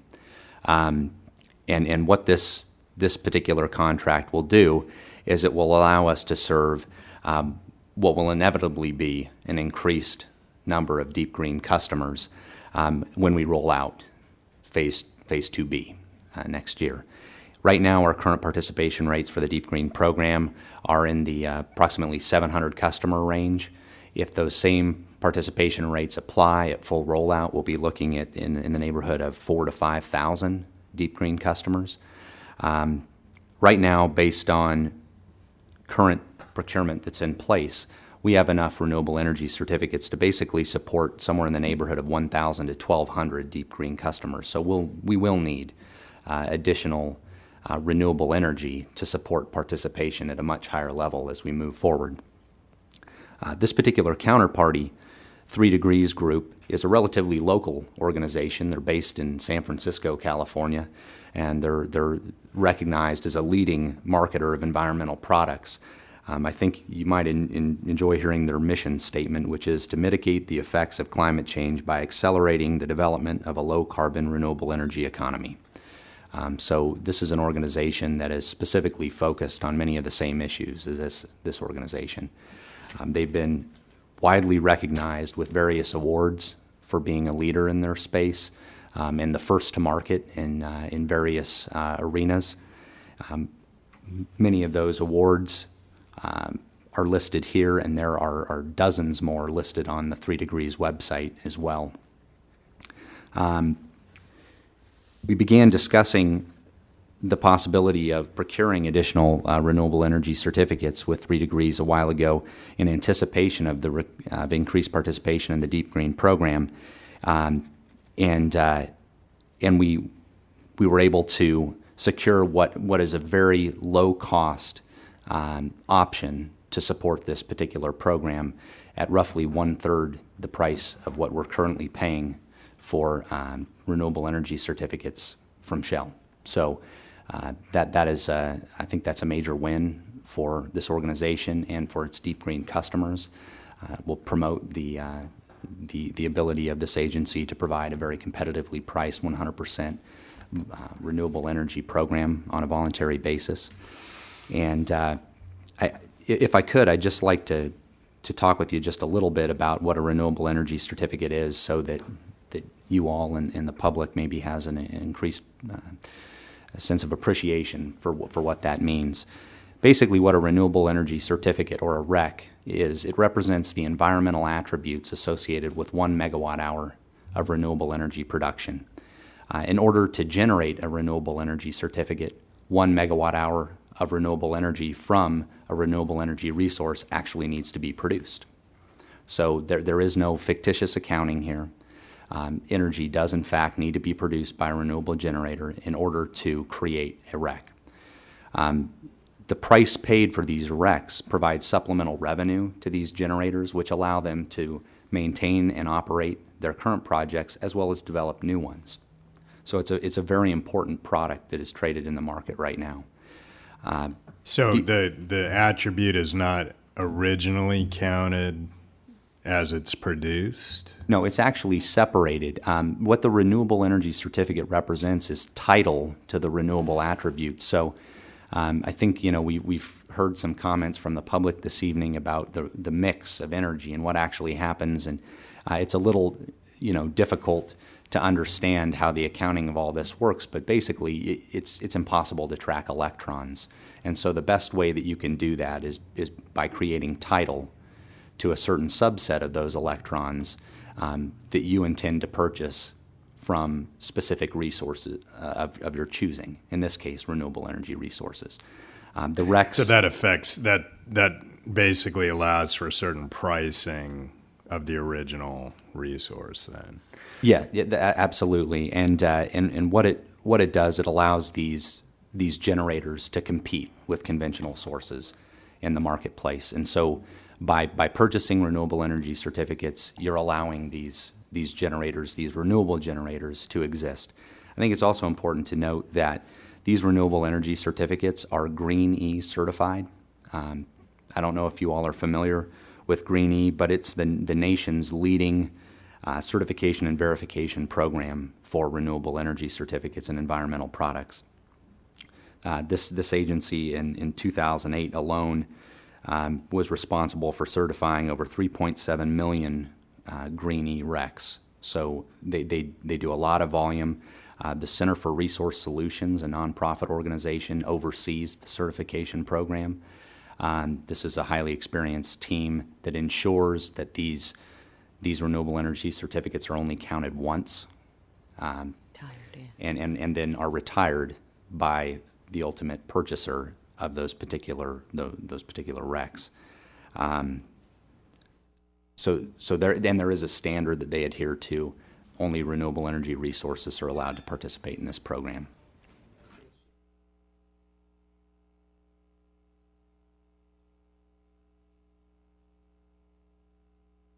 Exactly correct. Yes. Yes, absolutely. That is your title to the commodity that you purchased. Absolutely. And then what we do, these certificates will be transferred to us through the REGIS system, the Western Renewable Energy Generation Information System, that we currently use to track and transfer and then retire all of our renewable energy certificates for our renewable portfolio standard complying RECs as well. And so we'll receive transfers, 18,000 total over a 2-year period, 8,000 in the first year, 10,000 in the second year. Those will be transferred to us in the REGIS system. All of these RECs will be produced by a wind resource, so we know the fuel type that will be used. So these will be wind-generated renewable energy certificates from a resource of the seller's choosing, of 3 Degrees choosing, that will be located within the WEC, the Western Electricity Coordinating Council, which essentially represents the Western Transmission Interconnection. So any resource located in this area through the transmission system can effectively deliver energy from one place to another. So, yes. Yes. Yeah. Well, and over time, though, we want to, it's possible to rely less on RECs as we bring more renewable under contract or ownership or control, right? Absolutely. And even then, I think what RECs do is they play an important role in portfolio management, because I think, as we all can appreciate, the intermittency of a wind resource, the shape of a solar resource, course, not delivering at night. And the various characteristics of other resources like hydroelectric energy, which is more seasonal in nature, they require the use of other conventional generating types to firm and shape those products so that energy is delivered in a way that matches up with your customer's use. And so these RECs allow an increased level of flexibility in managing a portfolio while still delivering a highly renewable product to customers. And that's really what this is all about here. So, Yeah, is it okay? So just so I totally understand this at the kindergarten level. So essentially, if you're buying wind RECs, the wind generator sells its power through a PPA to another seller in the way that sort of like what we're doing with these other PPAs. We're actually buying that power resource over time. But then it sounds like the RECs are kind of an adder, what would you call, just sort of an added incentive, if you will, on top of that, so that when that wind generator sells its wind product, does the buyer on the other side get to take the renewable energy attribute of that wind that they bought? No. No. So they split the two. They split the two. So they sell their power because whoever buys it doesn't need the RPS qualifier or whatever. So then they get to take that, they get to monetize the credit for that renewable resource, and that's why it's also less expensive, right? Because you're not actually buying that, you're buying the REC. Yeah. The REC incentivizes the market for developers to build more renewable power, but it's a less expensive product, which gets to the answer to your question around how we can afford deep green at 1 cent per kilowatt hour more, because it's supported by RECs, which is perfectly legitimate, but it also allows us to have a smaller margin on that, correct? Is that the right way to say it all? I think that's absolutely correct. And just to add on to that, I think what can often happen as well is that renewable energy can be generated by the owner of the facility and also used by the owner of that facility, whether it's on site or for their customer base or whatever that happens to be. But based on, say, maybe a lack of interest in delivering a highly renewable product to their customers, they'll decide to market that renewable energy certificate to somebody else. And so by purchasing that, we're offsetting the operational costs of that renewable generator, allowing it to persist. So why do people diss on RECs then? I mean, it's sort of like the cap and trade argument, it seems like. Yeah, I think it's generally a lack of understanding, and I think it's just difficulty getting your arms around the idea that you really can't track an electron through the transmission system.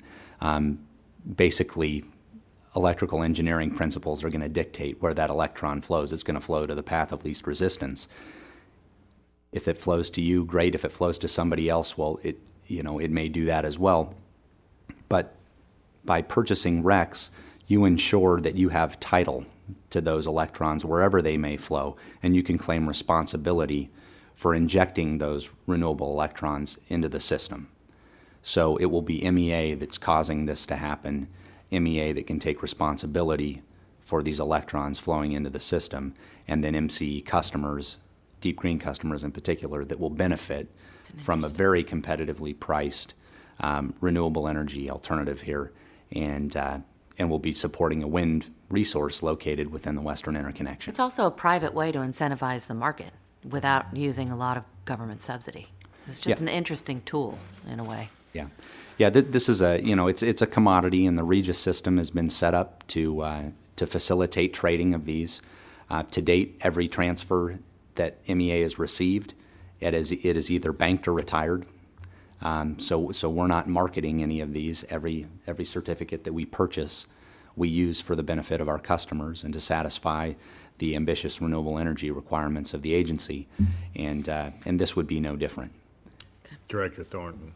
And in our contracts, when we're purchasing renewable energy, I think I've noticed that we purchase the energy generation as well as the REC that goes along, what would be called a REC, I guess, or that goes along with, or the renewable attribute. Right. That's correct. Yeah. When we've been buying renewable energy under our contract with Shell, we buy not only the energy, but also the renewable attribute as well. Kirby, what happens after 2 years? We purchase 8,000 the first year, 10,000 the second year, and at that point, if we feel we need to purchase more, we do it at the market rate at that point? Yeah, that's really, I think, in many ways, the prudent thing to do, to just determine, monitor what participation rates in the Deep Green program are.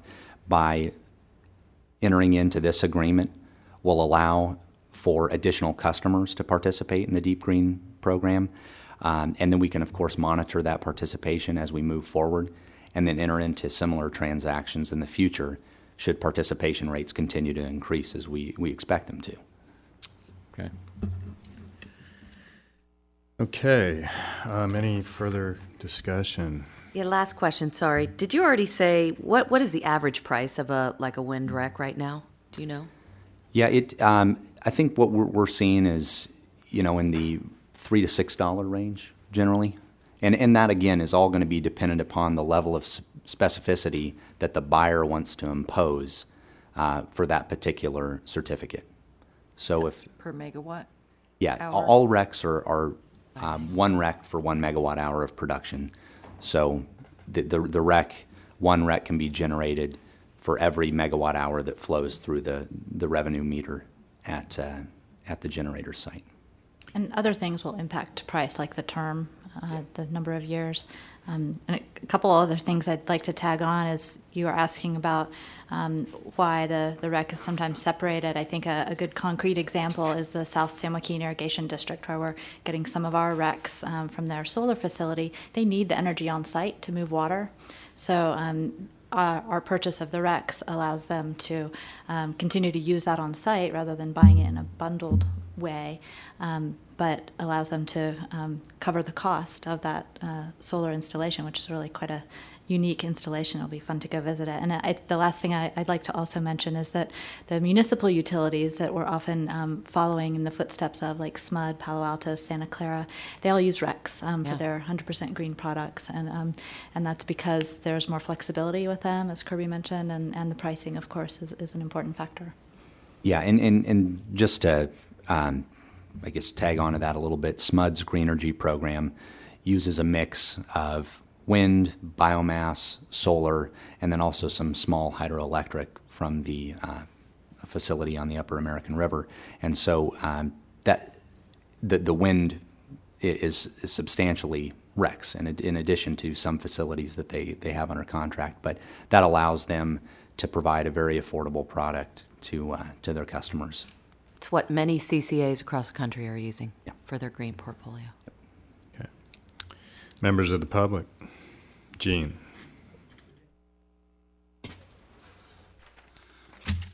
I have no problem with you contracting with these people. I also understand the reason for wanting additional certificates is so that you can fulfill your promise to some of your customers that you would provide them power from 100% green sources. However, I think you need to realize that there is a disconnect between RECs and the physical world with respect to greenhouse gas savings. While it is legally correct that you can use such certificates, and you can truthfully state that you are purchasing electricity from greenhouse gas-free sources, the simple laws of nature in the real world are that no greenhouse gas savings occur until you actually bring into production new greenhouse gas-free sources, which then actually displace the use of existing fossil-fired sources. As a matter of fact, the simple paper transfer of greenhouse-free sources from existing users to your system has not yet caused a decrease in overall fossil-fired power plant sources. In fact, these paper transfers have caused a negative greenhouse gas savings, since those who gave up their claims to the greenhouse sources that were transferred did not turn off their lights, but rather had then to turn to coal-fired plants for their source. And since those coal-fired plants produce more CO2 than the natural gas plants here, the use of these RECs has actually produced a negative greenhouse gas savings value. You should be proud of what you have already accomplished. You've gotten started, and you now have several contracts in place which will, in the future, accomplish real greenhouse gas savings. but you should not exaggerate your accomplishments by claiming that greenhouse gas savings have already been achieved. Other than perhaps from a few rooftop applications, you have not to date accomplished 1 ounce of greenhouse gas savings and have probably incurred a temporary increase in greenhouse gas emissions. Fundamental laws of nature. God didn't give you a right to change those laws. Incidentally, there'll be a more detailed discussion hopefully at the next technical committee meeting. Thank you. Doesn't a developing rec market by definition connote increased supply, though? And in fact, the Greenie program is unique, and what makes Greenie a leading program out there for renewable energy certificates is the fact that they ensure that it's really only new projects that are able to generate the RECs that they certify under this program. So I think that's really a major positive here, is that not unlike the facilities that we're entering into contracts with that will be developed in the future, I think here we're also supporting new projects as well through the procurement of Greenie certified RECs, and that's really an important distinction to make. Those are really the only RECs that are available for trade on the Regis system for voluntary green, 100% green program. So, if I could also respond, take my words very carefully. I did not say that you would not in the future influence the market. I said that you had not to date incurred any new green projects by merely buying RECs. I don't think you can prove that you have. You know that for a fact, Gene? I don't think you can prove that you have. And even if you did, you couldn't claim them all because everybody else should be claiming part of it as well. Fundamentally, you should not be using your RECs as your greenhouse gas savings calculations. That's my main argument. Yes, buy RECs to give your people 100% green.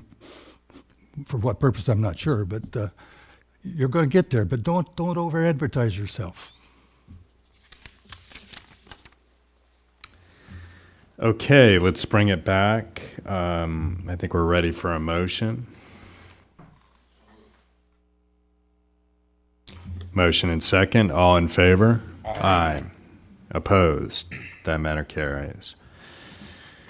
Skipping down to item 12, addition of 5 staff positions for 2012. Great. So we've discussed this item in a couple of board meetings and committee meetings. But just to provide a little background, as Marine Clean Energy prepares to expand the number of customers that we'll be serving in the coming year, we also need to increase the number of staff positions that are available to ensure that we have effective management of our internal activities on a continual basis, and also that we have proactive customer service. So we've developed these 5 job descriptions, which were initially provided at the board retreat, which was held on October 3rd.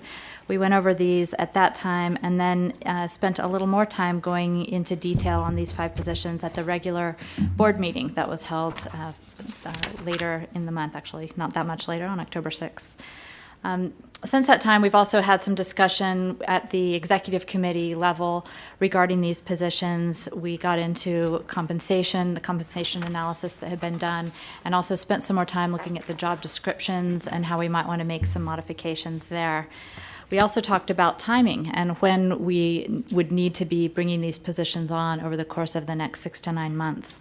The proposed job descriptions have been run through ADP, the entity that provides our human resource services, to ensure that they comply with the Americans with Disabilities Act as well as the Fair Labor Standards Act, and also have been looked at a range of different levels, including our board and ADP, and also comparing similar job descriptions that are available in the market to ensure that the job descriptions provide comprehensive information regarding the qualifications, knowledge, and skills and other requirements that would be needed for each of them.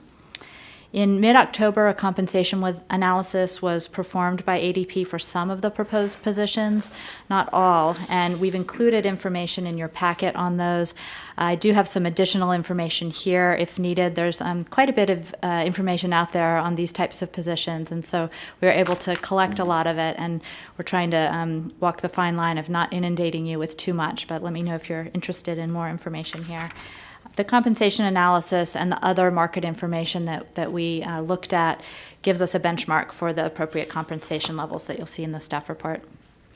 One thing that I want to explain, if you are interested in looking at the compensation analysis that was done for these positions, there are two sections there. You'll see the TCC stands for total cash compensation, as opposed to the base range salary.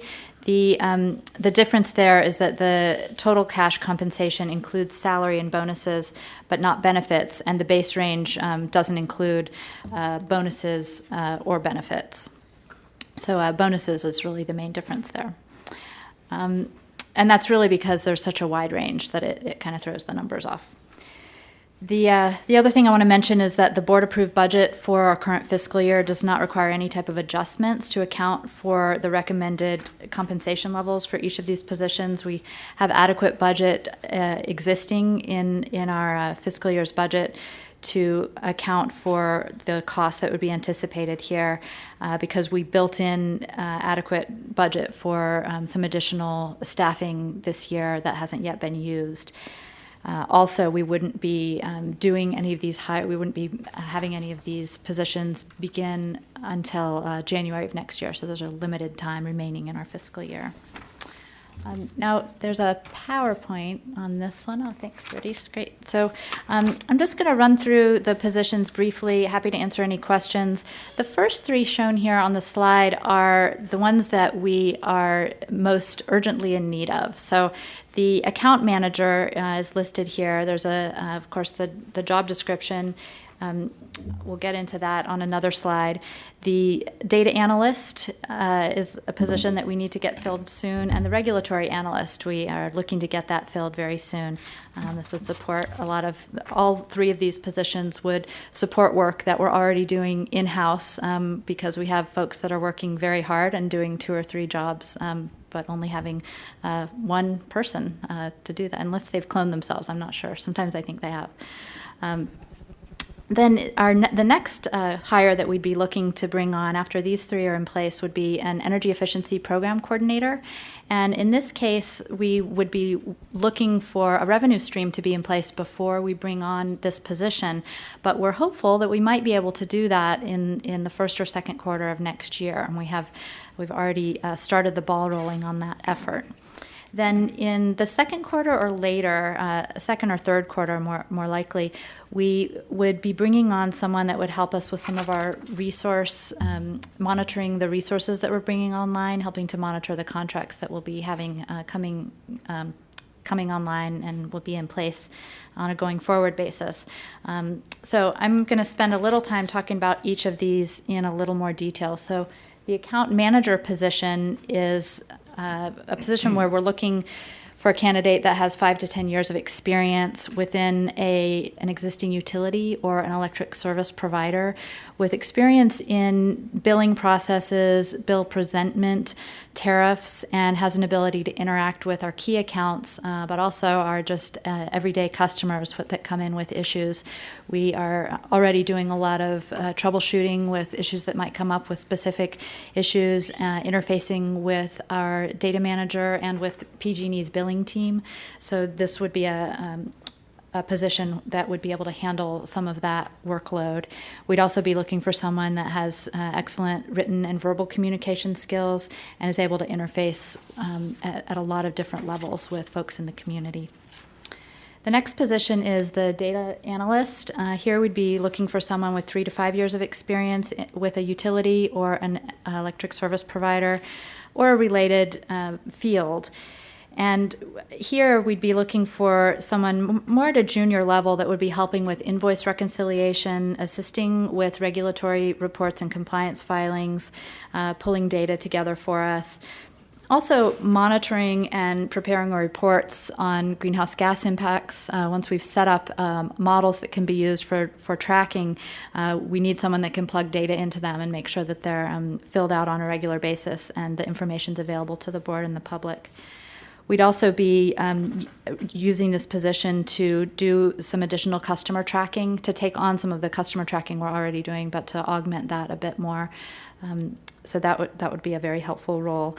And then also providing some support to our feed-in tariff program, assuming that we have a feed-in tariff project come online, or a number of projects. We'll need to be doing monitoring and make sure that they're producing what we're paying for and that sort of thing, and monitoring the production over time to provide that information publicly, and also providing some data tracking for our energy efficiency program once that's up and running. The next position that I want to outline is our regulatory analyst, and here we'd be looking for someone with 3 to 5 years of experience in the regulatory arena, working for a utility or an electric service provider. Again, it'd be great to have someone with a commercial background, and that's kind of how we have tailored the job description. This person would be responsible for preparing CPUC filings, creating data requests, responding to data requests in some cases, preparing testimony and exhibits. Currently, these tasks are being handled both in-house and through some contract consultants that we have under contract. And as there's quite a heavy workload here, and we're looking for some additional support as we know the workload will continue to increase. We'd also be looking for someone that is able to participate in regulatory proceedings related to rate cases, and is able to perform analytical analysis on issues and weigh in based on that ability. The next position is Energy Efficiency Program Coordinator, and here we'd be looking for someone that has a lot of experience working on energy efficiency programs in the past, but not necessarily someone from the commercial sector. I think that could be one area where we'd find folks with a strong background, but there are also a number of government-run energy efficiency programs, particularly in California, where we may find someone who has the skills to run a really effective program that's more geared towards a local level. So we'll be looking for folks from either of those categories. I have, in addition to the analysis that was provided by ADP, I also was able to look at some announcements that are out right now for Monterey County and Sonoma County, looking for a similar type of position to be filled. The job description was similar, and the compensation range was very similar to what we're offering. So we're excited about getting this position filled once we have a revenue stream. I think a couple of other things that'll be important for this position is a candidate who has experience in with kind of what the best practices are currently in the energy efficiency field. In some cases, a green building background is helpful. Certainly, an analytics and being able to monitor the metrics and keep track of savings is going to be an important component of this position. And the last thing that'll be important for this position is grant writing and proposal experience, because we're hopeful that as we can bring in more revenue, we'll be able to grow the program. And the last position I wanted to give an overview of here is the resource analyst. This is the one that's a little farther off as far as our need goes. But ultimately, we will be needing to bring someone on that can assist with this task, particularly as we have contracts that have been developed but begin to actually result in energy coming in. That we need to do reconciliation and monitoring to ensure that the contract is generating what it should be, and that things are that the counterparties are complying with the terms of the contract. The person in this position would also be able to assist with preparing compliance reports to the CPUC, the California Energy Commission, and even the Department of Energy, as we're doing that currently, and could use some support on that going forward as we get bigger. And then also assisting with tracking reporting for our renewable supply. So that's the overview of the positions, and I'm happy to answer any questions that you all might have about the job descriptions or the timing.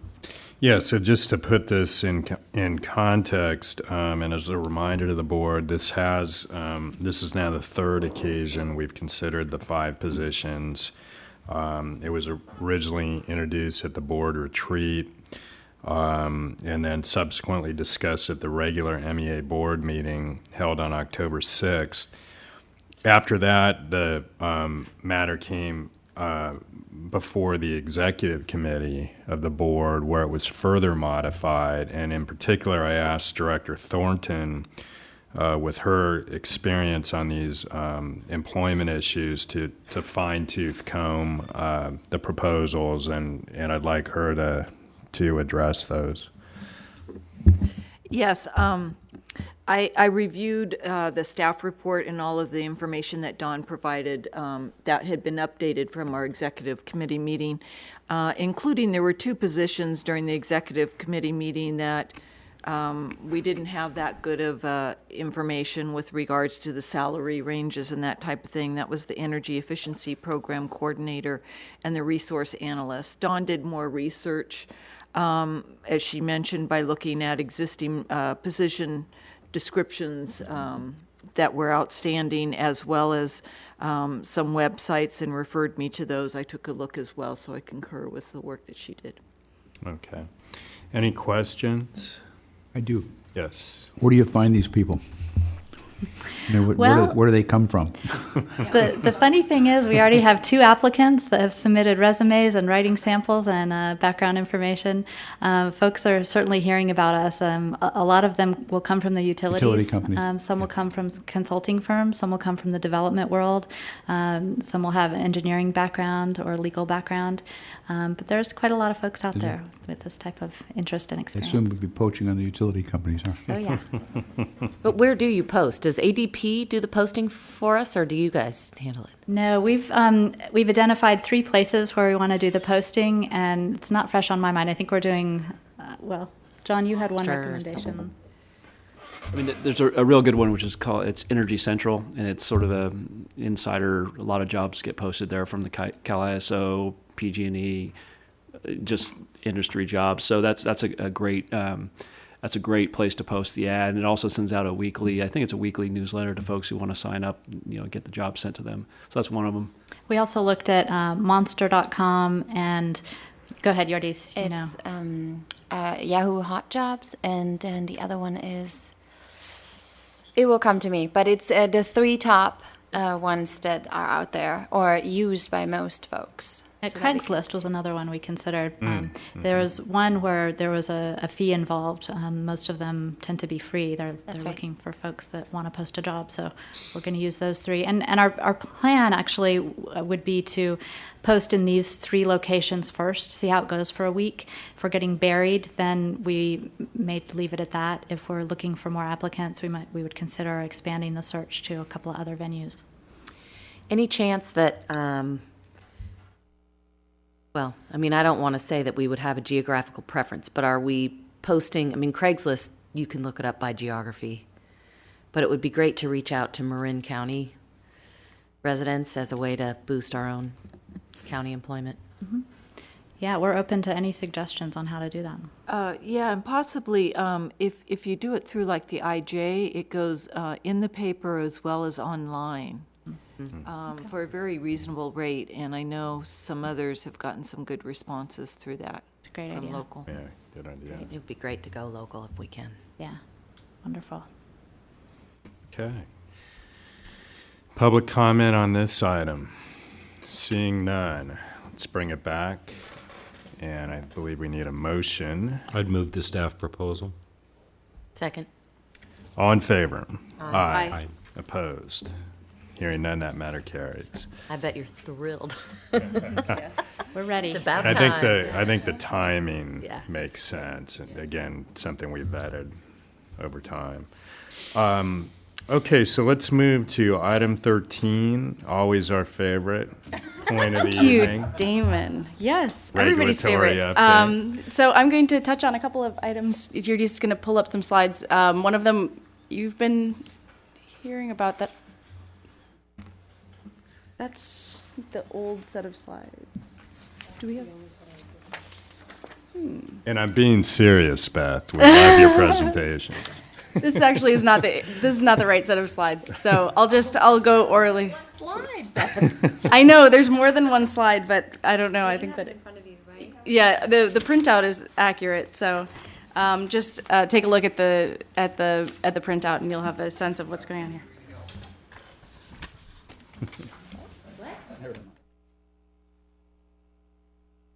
It's getting late. Yeah, so or you can exactly gaze at the green hill and feel calm about regulatory affairs. So more calm than I feel sometimes. So one thing that we've discussed in several board meetings now is the direct access proceeding at the commission, and what we've discussed there. What's pending before the commission is sort of a two components of one proposed decision. And the first component really hasn't changed, and that relates to the power charge indifference adjustment, the PCIA. And those are the exit fees that, our customers pay when they leave PG&E's service. So, there are some flaws with that, but we're mostly happy with it, and that hasn't changed.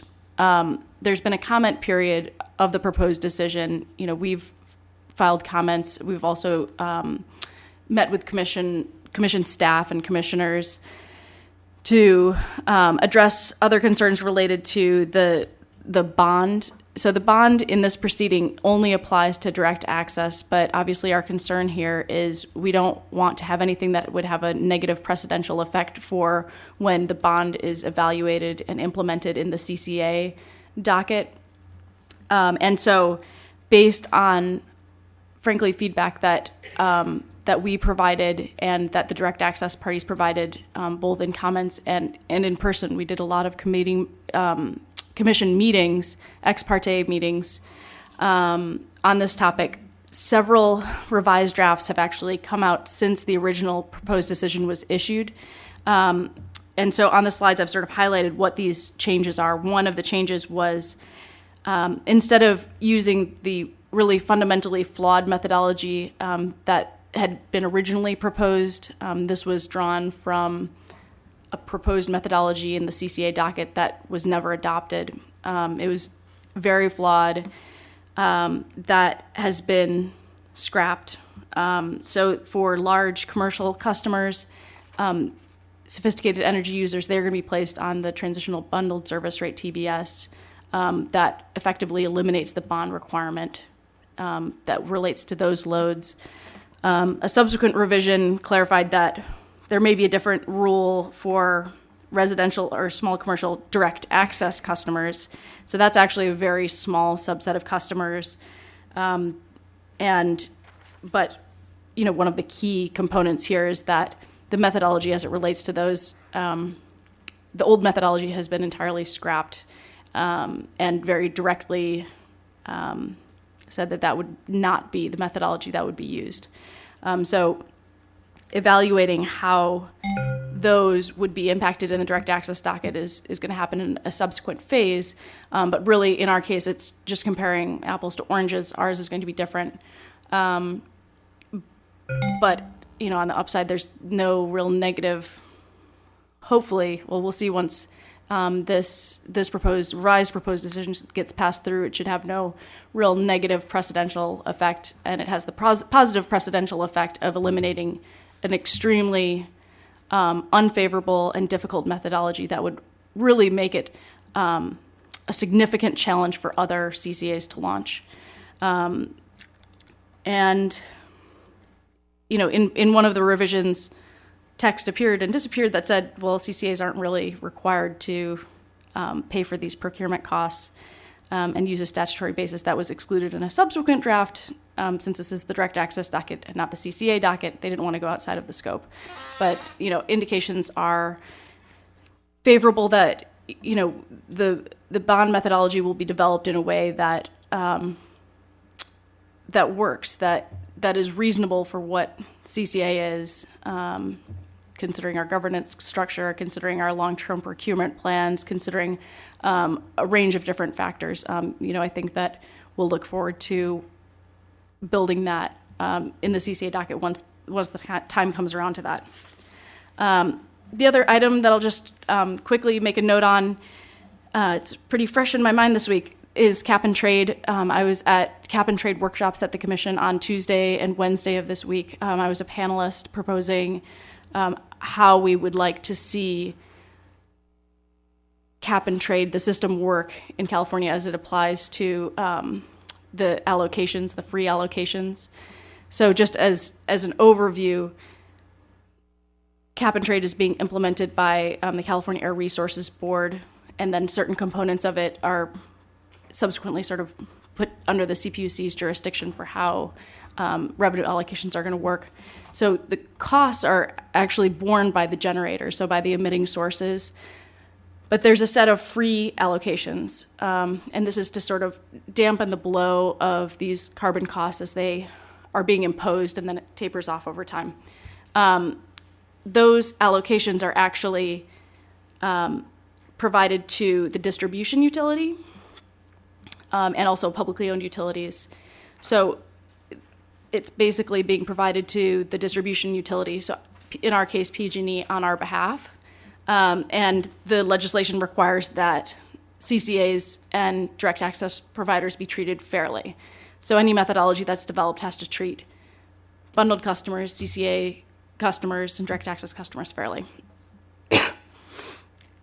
And these allocations can be used for reducing rates, running energy efficiency programs, subsidizing different renewable energies, basically anything that would help to achieve AB 32 goals in a cost-effective way. Those are fair game. And so the point in time that we're at is folks are putting forward proposals of how they think these allocations should be used. So the allocations will be auctioned off, and then you have a pool of money. What do you do with the pool of money? The joint utilities proposal, so PG&E, Southern California Edison, and SDG&E proposed that all of the funds be credited to distribution rates. And this would treat our customers fairly to other customers. There's a couple of interesting quirks to their methodology, one being that there's a credit only to those individuals that pay carbon costs. So, for example, in the case of residential customers, tiers 1 and 2 and care customers, since their rate is below sort of market rates and their rates are capped, they would not receive any credits from these allocations, because the cost would actually be passed through in the higher tier rates. That's the theory. And so there's a couple of quirks, but overall, it would treat our customers fairly in the same way that IOU bundled customers would be treated. So there would be no competitive distortion based on that. Beth, do you think that's going to happen? I mean, do you think that allocation is going to come through for CCA? Or you mean what just you're fighting for? Just to tiers 3, 4, 5? Is that what you mean specifically? Or any of it. Or I would say that a substantial proportion of cap and trade will be returned to customers. There's a couple of different methodologies.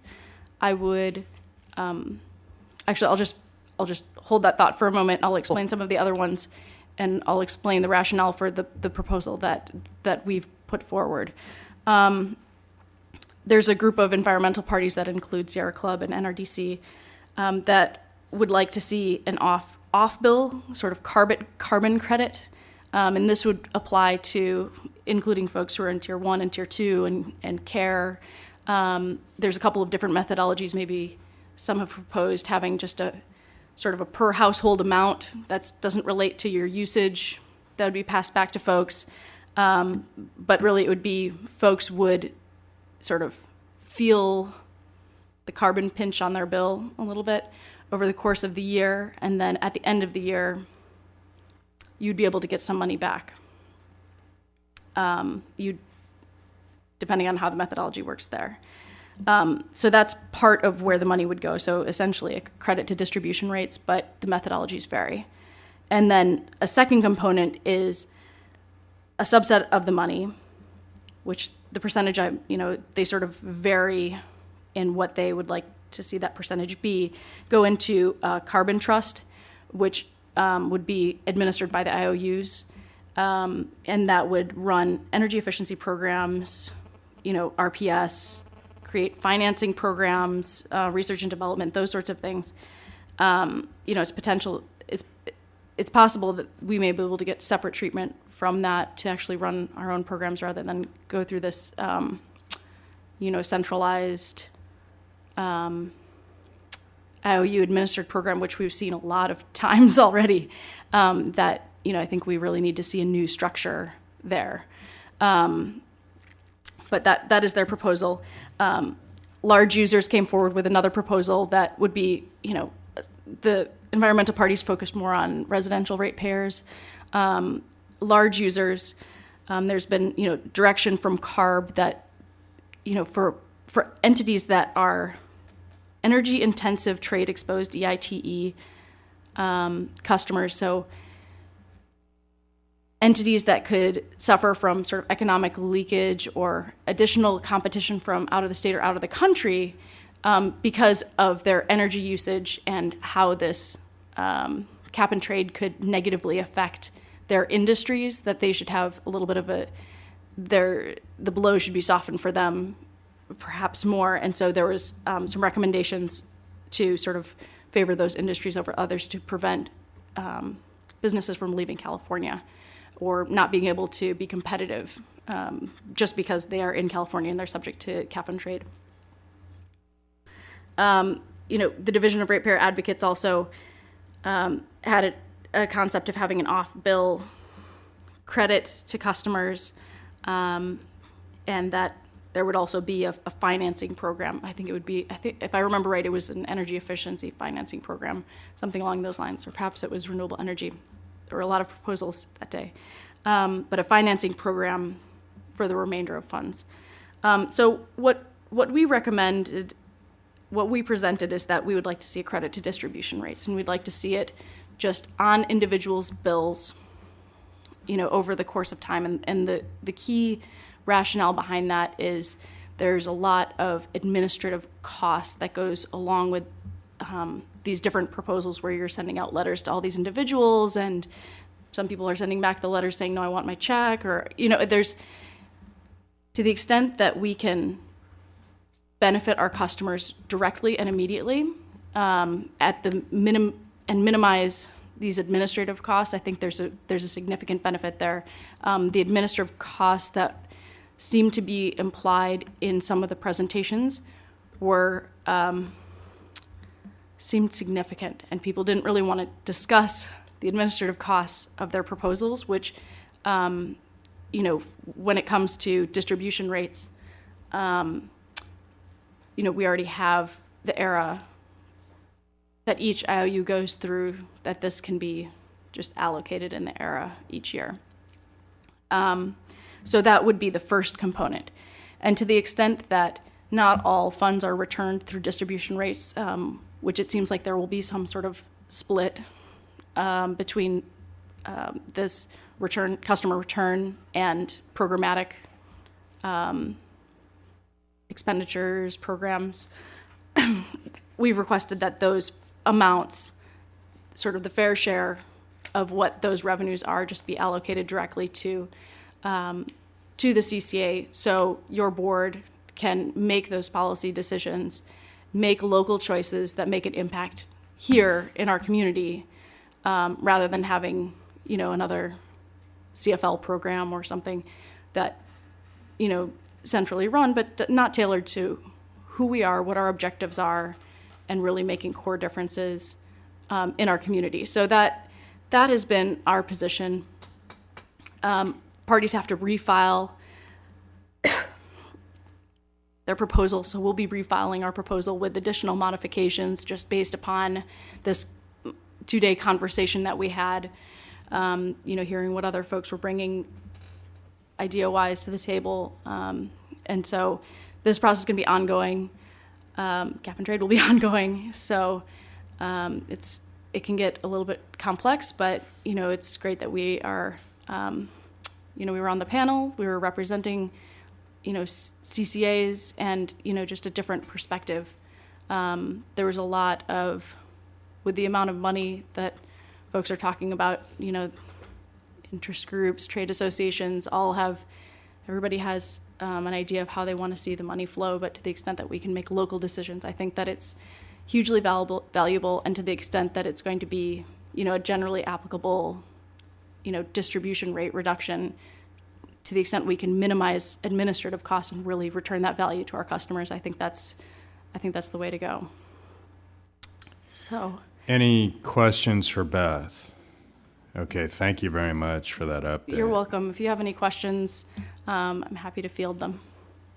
Okay, let's move to item 14, board member and staff matters. Director Marshall, I think you have something. Sure. Thought I would just report out on the meeting that Damon and I both attended this week on, was that Monday? Monday. Yes.